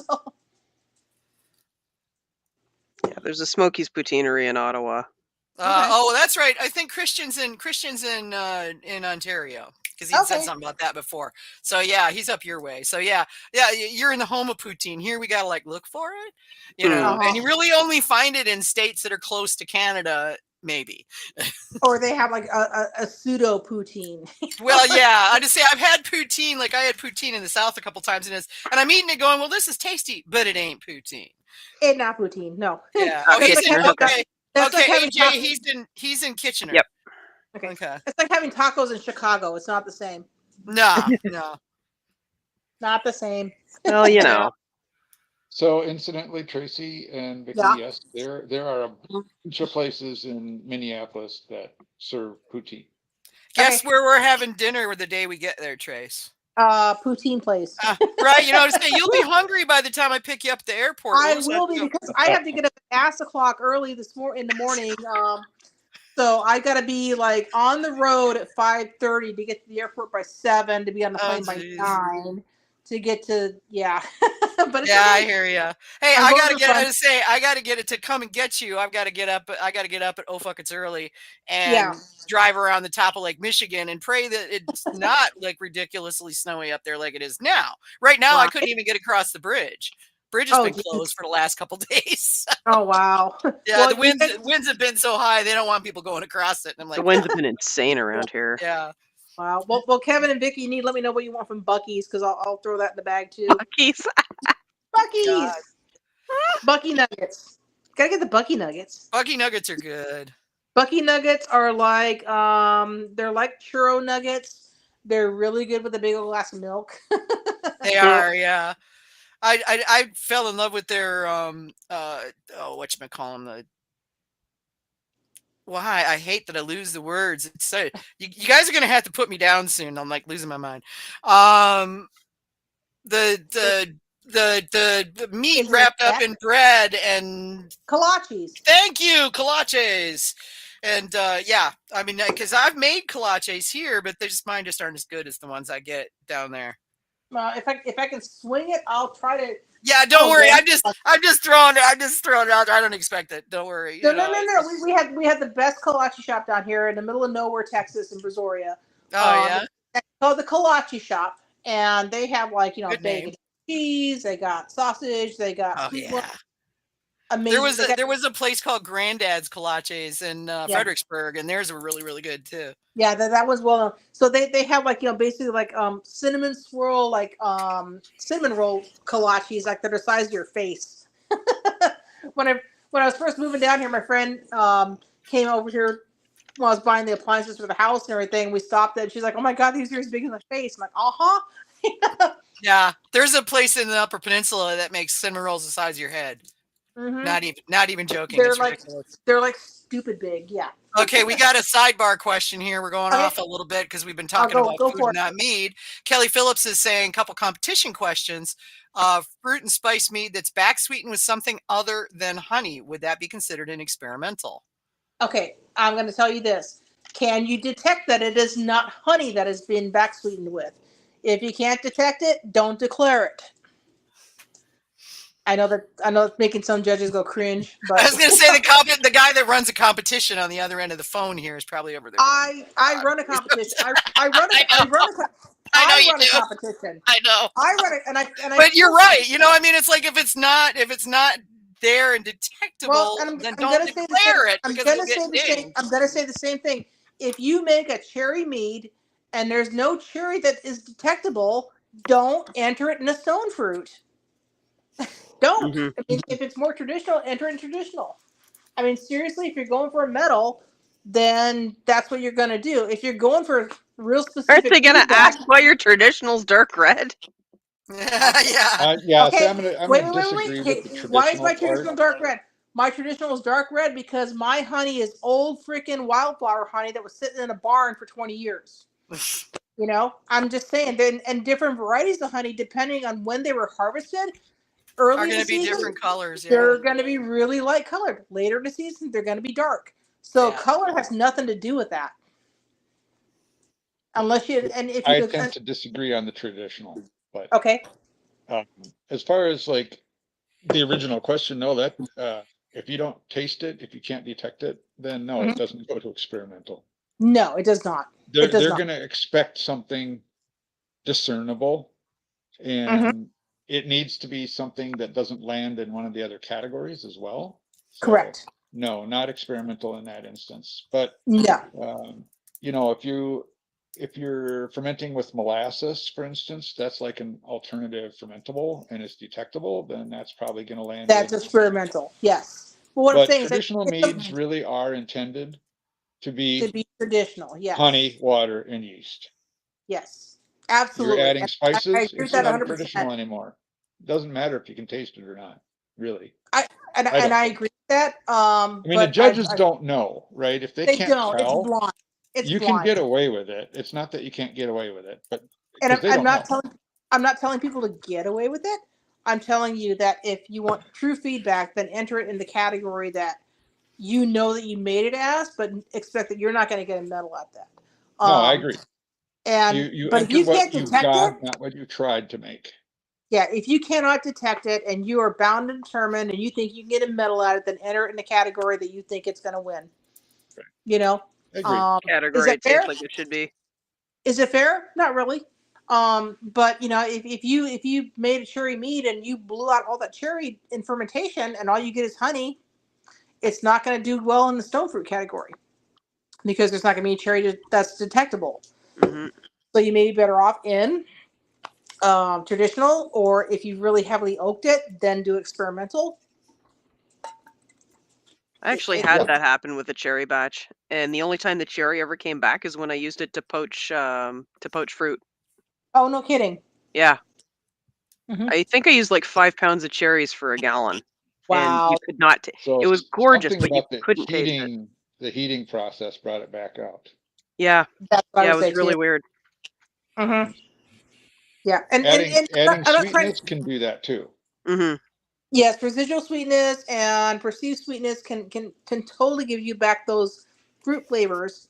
Um, the if you're going, I hate to say this, but if you're gonna be going for hardware, you really need to know where your mead lands in what category to enter it, and Yep. that comes from experience.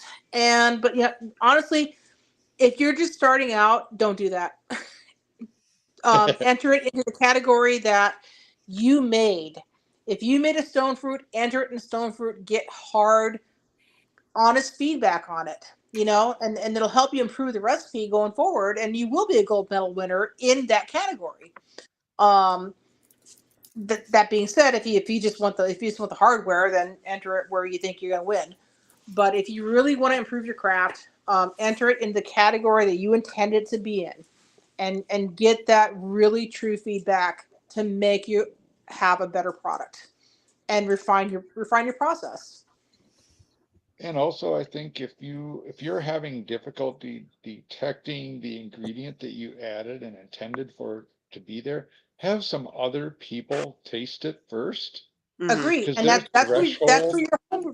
your homebrew club comes in, Yeah, because they don't know you. They're not your friend at that point. They're going to give you honest feedback, and when you walk in and say, "Look, I'm so and so, blah blah blah. Would you please try my meat and give me honest feedback?" And they will. right. And their threshold could be very different than yours. So Yeah, that's another Everybody's thing. palate is that's different. that's important to understand. Mm-hmm. Also, if you have questions and you're really uncertain about where to put something, contact the organizer or the judge director. They will, Yes. based on your descriptions, they will give you good advice. They won't tell you what to do, but they will give you good advice as far as the options that you have. And then you have to make a Correct. decision. And I get that a lot. In fact, right at this point, is the heavy time for those kinds of questions. I think I've answered that Yeah, question Kevin's in crunch maybe a time. dozen times in the last week. So, Well, I'll go one and even from further. professionals, actually. Hmm. So, I'll go one um, further on that. don't, I mean, I've even had, like, with running Texas Meat Cup, we've had things like, I don't know, Kevin, if you do this or not, but like with Texas Meat Cup, I would contact people. It's like, hey, this is actually should be in like a fruit and spice thing. Would you like us to change it? Because there's still time to do this. and because based on what they're giving us information wise on their entry form, like say it's they've got peanut butter and jelly. Mhm. Okay, technically it's kind of a fruit and a spice, and it's like, well, okay, well, do you want this in experimental or do you want this in fruit and spice? Because it can go either way. um, so I do contact people and just kind of confirm that this is what they intended, and read off the what the category expects. And maybe I I'm mean, different from everybody else, but we try to give them the best chance to get the best feedback, not Yeah. necessarily a medal, but the best feedback, making sure they're in the category that they intended to be. most organizers won't do that because they don't have the time to go through and put I, that kind of I effort into it. I'm I different. do review stuff and Uh huh. sometimes I'll contact people and just say, if you want to change it, you can. I'm not going to do it for them, but, Right. but they can change it if they want to. Sure. Mm-hmm. Yeah. The bigger the comps get, the less of that you're going to see. Absolutely, and I know, as once we are in working on getting Texas Mead Cup for organized for this year. So hopefully we got 10 or 11 new mead judges here in Texas. Yeah, So I that's know. an awesome thing. Nice. So I'm trying to get some of them to come up to Valks. We'll see what happens.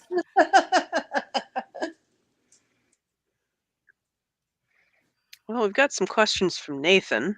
Yes. Nathan! Can't forget him. Yeah. No, never. He goes to all that trouble, I know we got to have Nathan. How has your experience been in the use of AI to help in considering new ingredient combinations for the development of your mead recipes? I have not used AI for that. I have actually been using it for work things that have helped immensely. But for my own mead making things, I've just been relying on my 20 years of recipe formulation and the things that I have used in the past. And I've not really been, this is bad. I know it's bad. I've not been experimenting with any new fruit things because I just have not had the time. So AI is not affecting me at this point. Cool. When you think about good times in your life, what celebration meads do you associate with? 2006 was my very first Best of Show win with my Orange Blossom special. And I have given that recipe to multiple people. And the fun part about that is everybody I've given that recipe to has eventually won a Best of Show with. So, Orange Blossom special, 2006, basically Orange Blossom mead. Um, it's a hot brew mead. Always has been. Always will be. And you have to go be able to pick orange blossoms off the tree. That's a must-have. And you throw them in the must hot and steep them. But that's always going to be a wonderful memory, fun thing. It was my first one, and it was my first write-up for a Best of Show. Um, that's like telling me like almost 20 years ago. It's like you kind of know what you're doing, Trace. Nice. So, okay. Then we're off to wood. He says, what wood species outside of Amburana do you enjoy using the most, and what's next on your list? Right now, Hungarian oak is my go-to because of the pine nuts. The other one I've been Makes using is sense. French oak.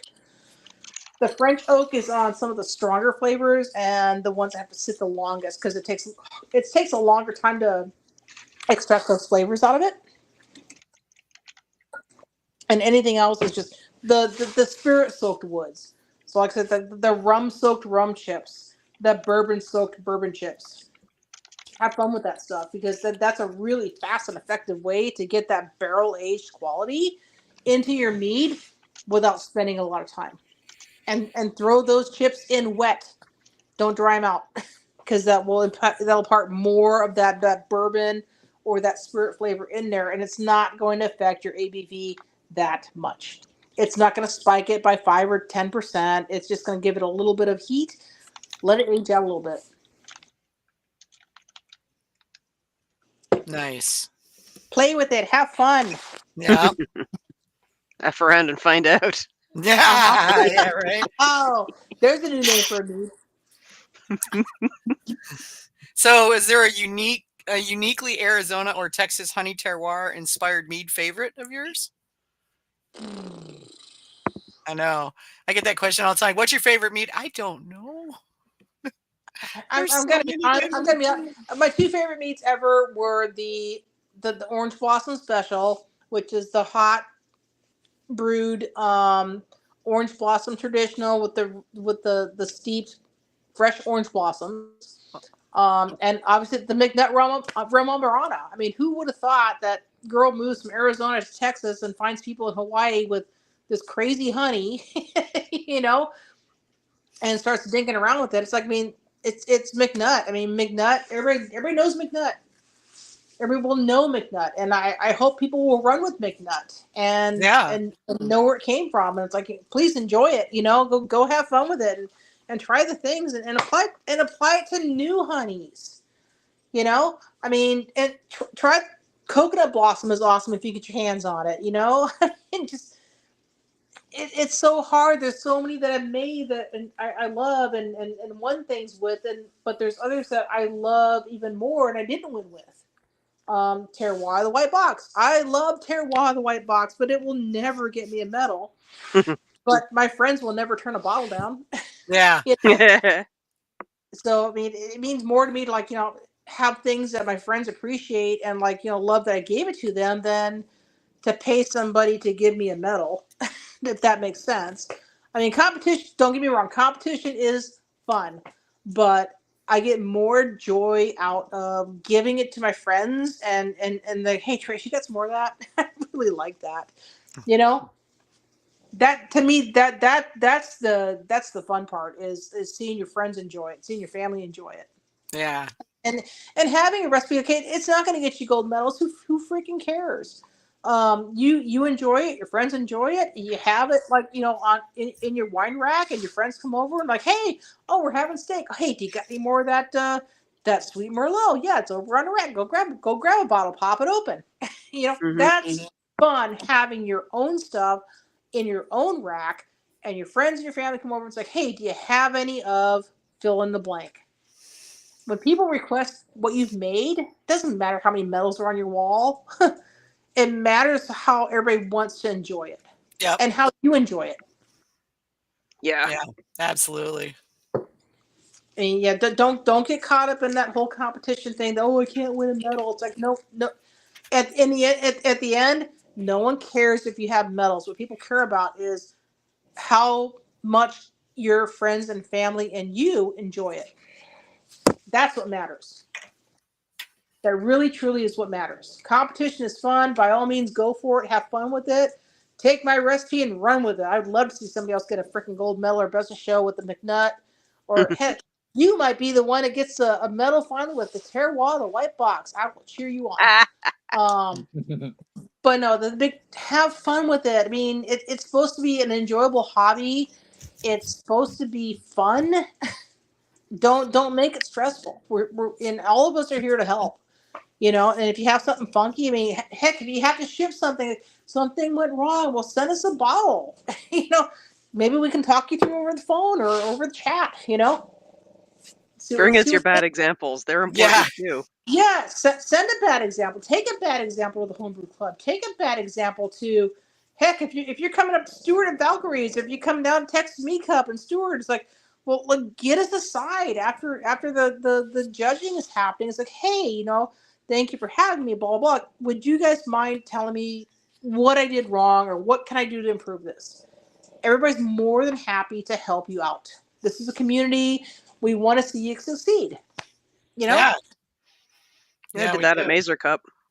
Yeah, this is not a, like, you know, I'm like the queen or the king and do not talk to me. It's like, no. We were all at the bottom. We all started somewhere. I mean, I kind of wish I still had that first batch of meat I had, like a bottle, so you guys can all taste how horrible it was. You know, but like I said, my friends loved it. I'm like, you guys are nuts. This is not good. Oh no, this is awesome. You need to teach us how to do it. I'm like, okay, y'all are weird, but okay.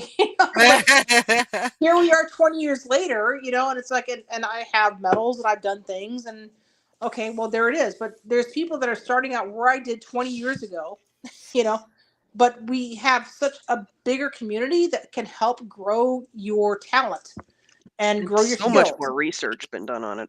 Oh, Oh yeah. yeah. So, Compared to, awesome. starting with acid blend and Mhm. boiling your must, like, yeah, we've Mhm. come a long way since I We've started come a too. very long way. Exactly. Yeah. So I mean, we're here to help. Like I said, if anybody has some questions, like throw me something on Facebook. It maybe may take me a couple of days. Cause I'm really bad at checking my messages, my other box. But Hmm. throw me a message. I mean, I will eventually get to you, or like send me a friendship request or whatever, and say Mead, so I know who you are and not a psycho. You're right. And the rest of all the peoples I'll see up in Valks. Yeah. Tracy and I'll be One there. one Tracy and I'll last be there Nathan getting in question. trouble. Yeah, we do have You got another more one. Nathan? More Nathan questions? More Nathan question. Yay! Considering your past experiences organizing competitions, what do you feel are the most challenging aspects of organization, and any words of advice for those competitions that may be struggling to keep things fiscally together, meet expectations, and keep entrants happy? The hardest thing, and I know there was some scatter on a particular competition. I'm not going to mention their names because I'm rooting for them. But be kind to the competition organizers that you've entered into. These are all volunteers, folks. They're not getting paid for it. They're doing it on their own free time. They're Mhm. organizing. They're eating up their weekends. They're eating up their nights from their friends and their families away They're from their spending jobs. they're spending hundreds or even thousands of dollars to come and do this. Mm-hmm. Exactly. And some of the people that are new to organizing competitions don't have the support. And just be freaking nice. Yeah. Don't be jerks about it. These are just I mean, regular folks, and they're trying to do something cool here, and yes. yeah, and they're doing it on their own time and with their own money. Yes. So And I'm gonna use a term that was coined by someone long ago, ribbon whores. I mean, the ribbon whores are gonna come, and they're gonna be the most mouthy ones. Like, I didn't get my scores, and I need to have my scores, and I need to have this for this and that. And I know I'm pissing some people off. I'm sorry, guys, but deal. you know, um, a competition is not the be all end all of your skill set. And I get that y'all are like doing things for like going for the top of the heap and king of the mountain and whatnot. So it's like, be nice to these freaking organizers, because they're giving up their weekends with their family, their friends. Sometimes they're taking time off work to do this stuff, and they're not getting paid for it. And And if they yeah, don't, and the other, okay, judges, getting judges for these things. A lot of our judges are getting older, and they're falling off the radar. They're retiring. They're moving out of state. They're moving wherever. And sometimes hey we now. just don't have the judges to get everything done in one weekend, or 2 weekends, or 3 weekends, or 6 weekends. Be nice, or understand that they're going to have to take these competitions. So they're going to have to cap them in half. You're not going to see these 300, 600, 900 entry competitions, because there's just isn't the manpower to do it. Yeah. I mean, that's Otherwise, you're gonna have a bunch of frickin' drunk judges walking around going, I did a 40-piece flight. You know, that's not fair to us either as judges. So understand, and just be nice, be compassionate. I know you spent money to enter these competitions and everything, but they take time, and it's all volunteers. Just be patient, and just be nice and understand. And if you are new to organizing things, I mean, reach out to some fellow organizers and vent on us. It's okay, cry, vent, whatever. People are mean. I know, I get it, yeah. but just for everybody competing, just be nice. Understand, it's volunteers. No one's making money off of this. you know it's supposed to be fun. Keep it It fun. is. Yeah, it is. I Keep mean, it that's fun. keep it fun. Yeah. I don't go to like Colorado and drop $2,000 to spend a week judging meads and helping put on a competition, only to have people jump on my shit and say, yeah, yeah, yeah, yeah, yeah. I don't care. Okay. I mean, Mhm. Yes, I know you spent money. That's great. Thank you for entering. But keep at the same time that, while you spent $150 plus shipping to get your stuff to the competition, I spent $2,000 for hotel and food, Mhm. travel, and all of this so that I can go and judge for a couple of days. And that's what I'm saying. We're not compensated for our time as No, we're volunteers. So, not. We get nothing. I mean, to say some You get a competitions, T-shirt and a couple of meals. you're right, a T-shirt and a couple of meals, yeah, and then beyond exactly. that, So, you are on your own. and I'm going to say for those that are like really like loudly like complaining and you know what? Well, next year, why don't you volunteer to go and judge, Mhm. or Yep. more Or importantly, or work steward, at, yeah. work at, help out Start with your own dang competition and administration. find out how hard it is. There you Yep. go. That's what I'm saying. I mean, the people that just like pay their money and ship their stuff, that they don't get what goes into it. No, So they don't. I'm Yeah. I'm And I know seeing there's people out there going, "Wow, you guys are whining a lot." No, we're telling you like it is. Okay. I'm telling you the truth. If you want to have comps, then then don't dump on the people that are putting them on, because those are the Exactly. people that have it so that they are there at all. Exactly. And And I have a wonderful team here down here in Texas. Don't get me wrong, but I see the complaints on the social media and everything. It's just all I'm asking is like, I get the complaints. I really have do. some I get grace. it. I get it. Have some grace. You don't know what's going on with the organizer. You don't know what's going on with. Did the judges bail on this person? You have no control over that. Yeah, You know? what if you end up with the cruds going around and you end up with half your judges are out with the flu? It happens. I've seen it happen, Exactly. I've you seen that know. happen. I mean, I have been sick, and I was supposed to judge at competitions, and I'd show up like, "Sorry guys, my taster's dead. I will steward for you, but I cannot judge." Yeah. And stuff like that's going to happen. But just everybody who's competing, just please a little bit of grace. Just be patient and give some leeway to the new organizers that are stepping in, because there's a whole new generation coming up. I mean, we're Yeah. kind of the old guard here. We really are kind of the old guard. Yeah. And the new generation, and they need our help, and they need some understanding, and y'all need to just like bring a little patience. I mean, Yeah. just this is what I see on the socials. I stay out of a lot of the discussions, but What is it Charlie says? Kick back, relax, and relax, have a glass of mead. Sit relax, back, don't worry, relax, and and have have a a cold homebrew. brew. Yeah, Yeah. exactly. Just do that. Do what our mentor, our basically our just do it. Just chill. Just chill, yeah. Take a deep Mhm. And breath, let it go. homebrew. It's a game. Yeah, it's a game. That's exactly what it Yeah. is. You're competing against each other, but have fun with it and support each Yep. other. Don't be It's not mean. that serious. Yeah. So, but yeah, that's cool. And no, we got Valks in a little over a month, I Yep. know. 5, 6 weeks. I got a lot of phone calls to make the next couple days. Kevin, And Kevin, I'm ordering no snow just like last year. You good what? luck with that. I'm ordering no snow just like last year. Oh, Yeah, good luck with that. well, I hope that works out. Right Well, now it's really nice and it's a month comfortable. It's about later, so 40 degrees. Um, 40 but would be we're on track for our normal weather, so by then it should be around 40. We'll see. Yeah. I'm looking Don't forward worry, to it. I'm looking forward to it. I got heated seats in the Jeep, so at least we'll be warmer. Yay! And we got lots of fun stuff planned for everybody who's coming to help Yay! out, and that's the other part of it. If And I was Yeah. gonna people say, like to get Alex is the those of together, you, comp with fun. Go ahead, yes, Kev. yeah, I mean that's part of the deal, right? A lot of the volunteers do this because it gives them an opportunity to hang out with people who are as enthusiastic and interested in this sort of thing as they are. And so you got to find some ways to make that fun for them, whatever that is, whether it's food or whether it's opportunities to get together afterwards or explore the area, whatever it is. You got to have some opportunity to do that social part to make it really fun. Otherwise, it's just work for nothing. And hmm nobody wants to do that, really. Not when you got a full-time job too. So, Yeah. um, yeah, yes. we love having all the people come up, and we're getting a lot of people coming in from around the country, and it's great to see everybody once a year. That's the other part of it, right? You don't get to do this too often. So when No, people it's come once in, it's a you once a year appreciate that. thing. Yeah. I get to see all y'all various and sundry, like 2-3 times a year tops.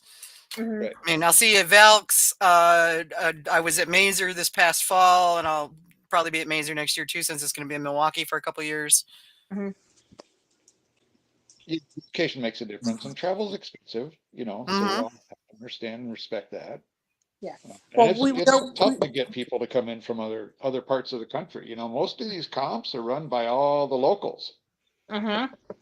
which that's great. There's a spot for that. But the bigger the comps get, the harder that is. You Yeah. need more people coming in to support, exactly. And I'm Mhm. hoping to I'm hoping to get with the Texas Meat Association next week, so we can start working towards playing the Texas Mead Cup in the fall. So I'll be hitting Mhm. y'all up for coming down to the Texas Gulf Coast. It's going to be in the Um, fall, huh? Just try not to get it too close to Mazer, and I'll see what I can do. well, I need to know when Mazer is, because we're having a board meeting, I think, on Monday to kind of discuss dates and everything. So if you guys can let me know when Mazer I pops. talked to Carvin. They're the ones that I have no idea what they. I know he already had it set up for next year, so he will know.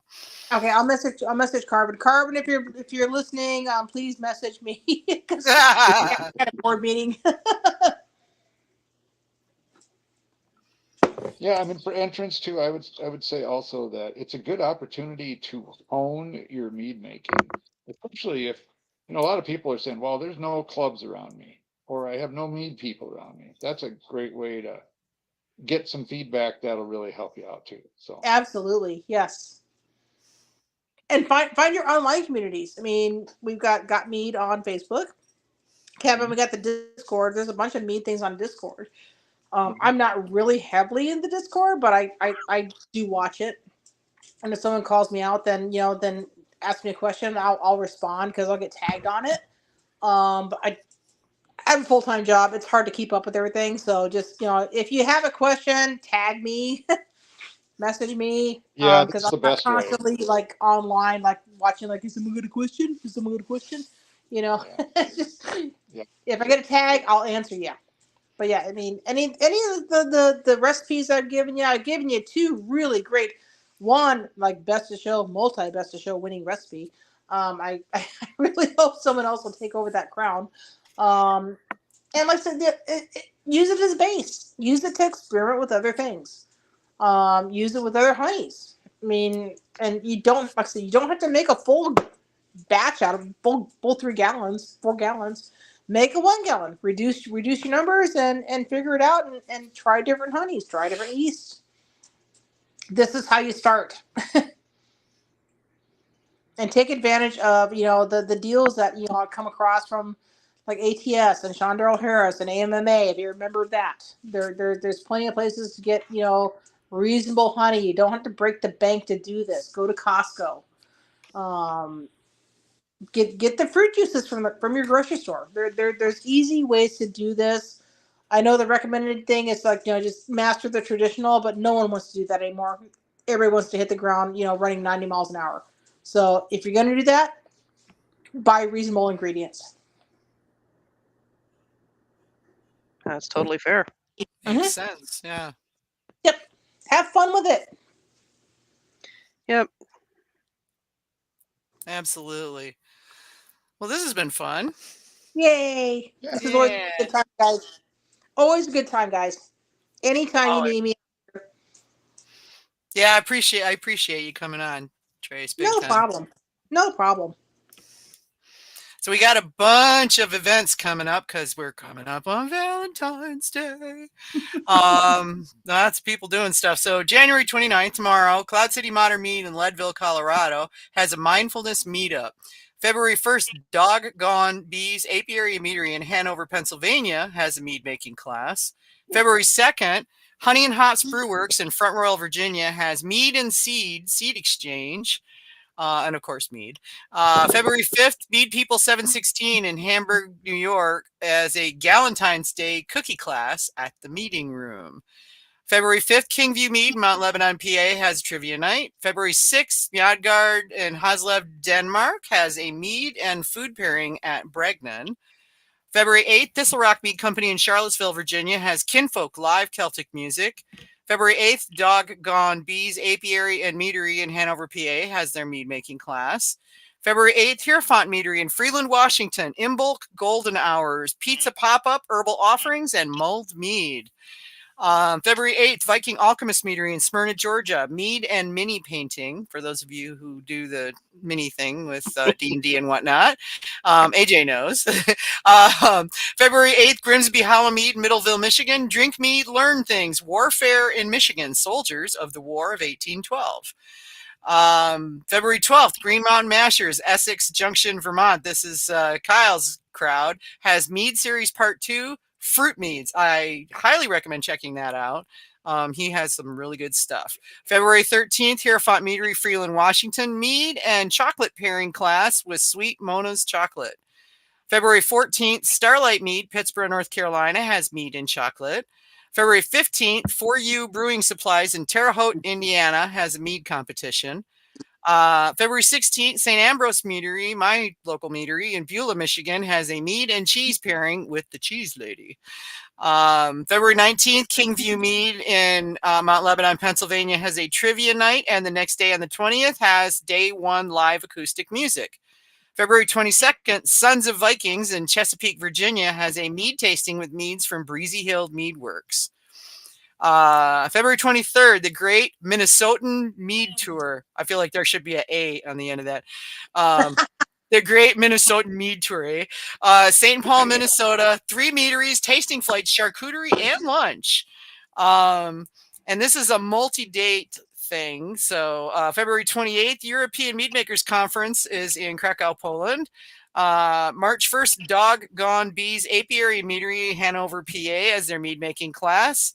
March 5th, Kingview Mead, Mount Lebanon, PA, has their trivia night. And okay, Kevin, March 7th through the 9th 7 is and 8 for Phelps. judging, yes.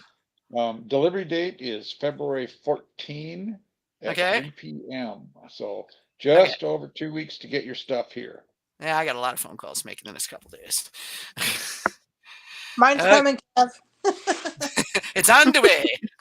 The meat is in the mail. Okay, March 15th, Doggone Bees Apiary and Meadery has a mead making class. March 22nd, the next edition of the Great Minnesotan Mead Tour, in St. Paul, as 3 meaderies, tasting flight, charcuterie, and lunch. And then on April 12th, also is the Great Minnesotan Mead Tour, 3 meaderies, tasting flights, charcuterie, and lunch. So, and of course, support your local meadery.